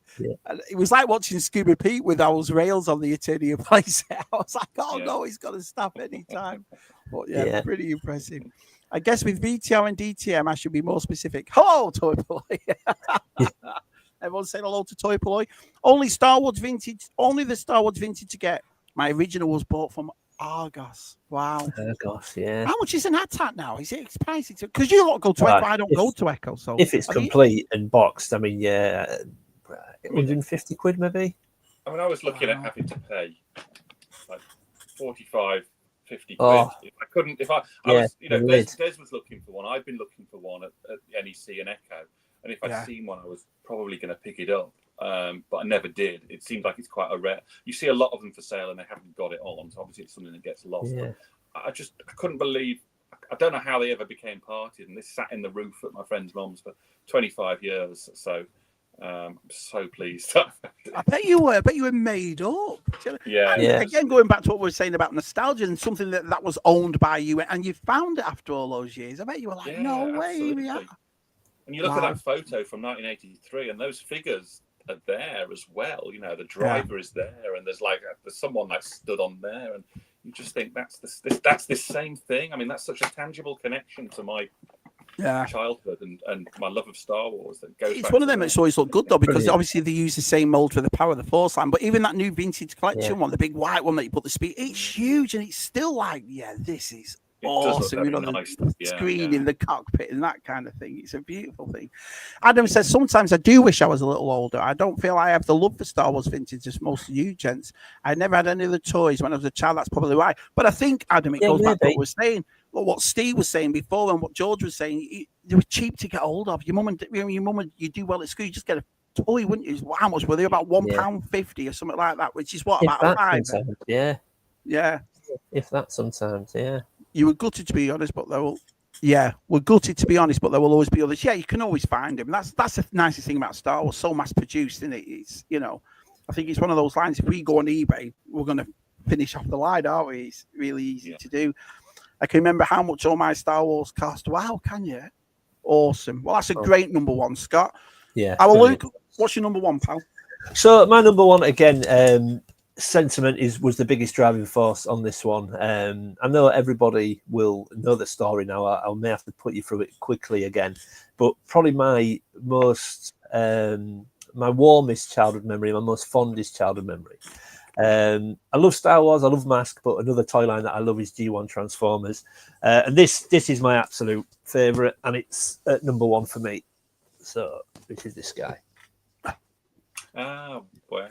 So when I was obviously 7 years old, the story again, I'll repeat it. So cool. My grandma and granddad took us to watch the 86 Transformers movie. And when me and my brother got over the shock of watching Optimus die, I remember we were sat in our seats, we were looking at each other, we were like, he's not going to die, though. He can't die. He's not going to die. And we were looking at each other, and then he turned grey, and we were like that. Just sort of looked at each other. Because I don't remember any spoilers, do you, or anything back then? No. But like your side, I was always fond of the bad guys, the Decepticons. Most franchises, I like the bad guys. And the scene that I have never forgotten, I remember thinking even then at 7 years old, when Unicron reformats Megatron into Galvatron, is a scene that I think is amazing. So the second we came out of the movie cinema and my gran and granddad said, right, we're going to go to Woolworths, you can pick one Transformer each. This was always the guy I was getting. I am very lucky now to have a box version. I've got a loose version that VTR Dave very kindly restored with the chrome and the electrics and everything. This will always be my very, very, very most favourite Transformer. Super cool. And even the grid on the front of that box reminds you of that scene. Do you know what I mean? Yeah. I don't know if he was ever officially recognised as a triple changer. I don't think he was, but obviously he does change into 3 into 3 modes. So you've got robot mode, like land cannon mode, and then handgun mode. And I used to use him playing army as kids. When we used to run around the estate playing army, I used my Galvatron in handgun mode. All the other kids hated me because they had these plastic guns where they had to make the noises themselves, and I had Galvatron with all the lights and sounds. And but yeah, and because of that memory, this is my absolute favourite. You both your number ones, man. You hit hard these. Yeah, you bring out the big guns, both of you. Absolutely. Awesome. Yeah. Can you just turn the box around so we can see the back? Yeah, of the box, yeah, absolutely. Because it's the artwork on the back of the box that always gets me. Yeah, look at that. Look at that. That's just the bar chart at the bottom. It's just Metroplex right in the middle. Look at that. It's just amazing. So cool. I know. So yeah, I mean, and it's complete with the inners, instructions, decoder strip, polystyrene inner. But there is a bit of a story behind this, which is probably for another time. But that's my number one. Absolutely love it. And just, I mean, obviously both my grandparents aren't here anymore, and I just remember that we went to a daytime showing because we were only kids, and I just remember it. And like I say, Woolworths was our store, so once they took us there, Joe bought Ultra Magnus, I bought Galvatron, and that was that. Yeah, brilliant. What do you think to that, Scott? That's fantastic, isn't it? It's not one I had. It's not what she can say, is it? Just like it's not one I had at all. But I watched Luke's video recently that he did about that, and it's fantastic. Fantastic toys. So I don't know. I look at it and I remember it, and obviously I've got Ultra Magnus as well because that was what Joe got. So I wanted to get them both so I could look at them both together on the shelf. And just a long. It seems obviously it was a lifetime ago, like almost 40 years, but amazing memories. Yeah. There you are. There is Luke and our Scott's top 5. Let me just get down here a bit and I'll let you both go. Thank you as well. We've done 2.5 hours. It felt like we've been on 5. Yeah. It's been flown by. It's flown by. Yeah. So he says it's a great design. The attack looks like the movie, but with added play value, moving the head from inside. It's the thing inside that you move it from. Yeah. Let's have a look. It's the only time I do wish I was older when I see the joy you lot have for vintage Star Wars. It's a bit. I have a lot of it, but the reason I'm thinking of selling. But you have the same thing when it comes to micro machines. You have exactly the same look that we have. So your passion comes out from what you collect. So there you go. So Tony agrees with you about 150 for a decent one. Yeah. Scott, does your friend know you're into taking these toys from him? He's not going to mess with him, is he? Toy Mafia. So I've got 5 of those vintage collection attacks. Yeah, I bet you have, George. I bet you have. Scott, I have a question. Is Steph watching downstairs or doing a jigsaw? She's doing a jigsaw. She ain't watching. She's not watching Shabby. She's like, I'm not watching that. Prats. No chance. I'm sure Hasbro will bring out a new attack for the Mando movie as it's featured in the film. Yeah.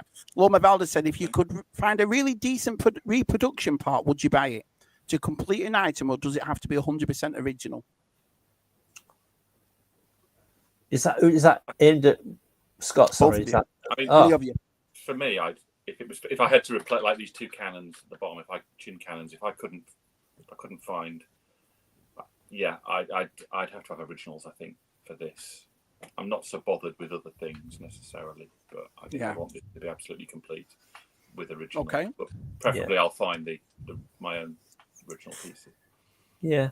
I mean, I'm probably a similar stance to a lot of people. I don't have any issue with reproduction stuff. If people want reproduction, that's absolutely fine. I have got some in my own collection. However, I am slowly swapping it all out to try and get all original. But I refuse to pay like really crazy money. I always feel that if you bide your time, you will get original stuff at a reasonable price at some point. But I am in the process of swapping out all my repro like weapons and accessories on my vintage Star Wars figures for original, but it's a slow process. But I have no issue with repro, but ideally, if I want it to be the vintage, I'll get original. Yeah. This is a good question. And thanks. I'll finish off soon, boys. I know it's been a long night, so we'll finish off soon. But question for Luke. What did your grandparents, and this is for you as well, Scott, when your grandparents and parents buy these stuff, are they like the movie as well? They just buy it for you guys to be happy with? I don't remember what they thought of it. I don't remember what they thought of it, if I'm completely honest. I don't think they would have been overly... I think they just took us because they knew we loved Transformers, so they took us. That'll shut him and Joe up. Yeah. I don't think they really had had any feelings of it. It was just a case of just got to sit through an hour and a half of it. It'll be fine. But it was just a great time because it was, again, you know, my grandparents at that point were in perfect health and there was no, you know, so we used to have days out with them and they used to take us places and do things. And I always used to say, me and my brother were we used to be quite, I was about to say conniving, that's a bit of a strong word, but we used to get pocket money off our parents. Yeah. And if our grandparents were coming, the rule always was that if our grandparents were coming on a weekend, our parents wouldn't give us pocket money because they knew that our grandparents always give us pocket money. But you got the best of both of your grandparents anyway. Yeah, well, a lot of the time they forgot. So Mum and Dad would give us pocket money and we'd go, Gran and Granddad are coming this weekend, don't stay out because we'll get it took back off us. And then they'd come and give us a second set of pocket money so we could get two figures. So we always used to hope our parents forgot about the arrangement, which they often did. And then if grandma will go, you just don't tell them, we'll get two sets. That's one of the things me and you have in common, that we're both twins. And so we always every time we speak of one toy we had as kids, we actually got two. Do you know? Because our brothers got one too. And I think this is why I appreciate my childhood and what our parents, because our parents split when we were like 9. So it was really difficult, you know, on both sides of single parents. And you forget that everything they did for one, they did for the other. So they had to buy everything in twos. It was always tough, you know. So whenever we got any toys, or whether it be clothes or trainers that we wanted or whatever, I think we appreciated it that bit more because they had to do everything twice, you know. Because one of us never got something if the other one weren't getting it. And that was just how it was. You know? Yeah. Brilliant. Although I did once, I asked for a Spectrum and so I got a BMX, and then I was moaning, and so I was thinking, oh well, I can't drive, you know, ride on his own, so I got a BMX as well. So those one, Christmas. So was that the same as you, Scott, for the same type of thing? My dad was into this sort of stuff. I think my dad, you know, he introduced me to Star Trek, and I guess, and he took me to see Empire Strikes Back. That was my first Star Wars film at the cinema, and Return of the Jedi. So he was kind of into this kind of thing, and you know, he always was through his life. You know, he took me to see the premiere of Star Trek 6 when it came out, and took me to a couple of Star Trek conventions. So he was kind of into this sort of thing. He was a big fan. He likes the stuff, the alien films and that sort of stuff. Yeah, so I think he probably, you know, he enjoyed it, I think. Oh, perfect. That's a great answer. So that's what a great way to end it. Anyway, we're done. We're done, boys. So, like I said before, thank you all so much for watching. It's been awesome. Thank you to Scott. Thank you to Luke. I've had, and once again, a thoroughly great night. But it's not over. It's a double bill this week, boys. So we've got the girls on Wednesday. That'll be good. I mean, I'm looking forward to seeing what Steph and Georgie have got. So please, if you can, please follow Scott on Instagram. And please subscribe to Reynolds' channel. It's one of the best ones out there. You'll love what you've seen tonight. You've got years of watching just like that, so it's superb. But anyway, we are done. Say goodnight, lads. Thanks, everyone. Good night, everybody. Good night. Thank you.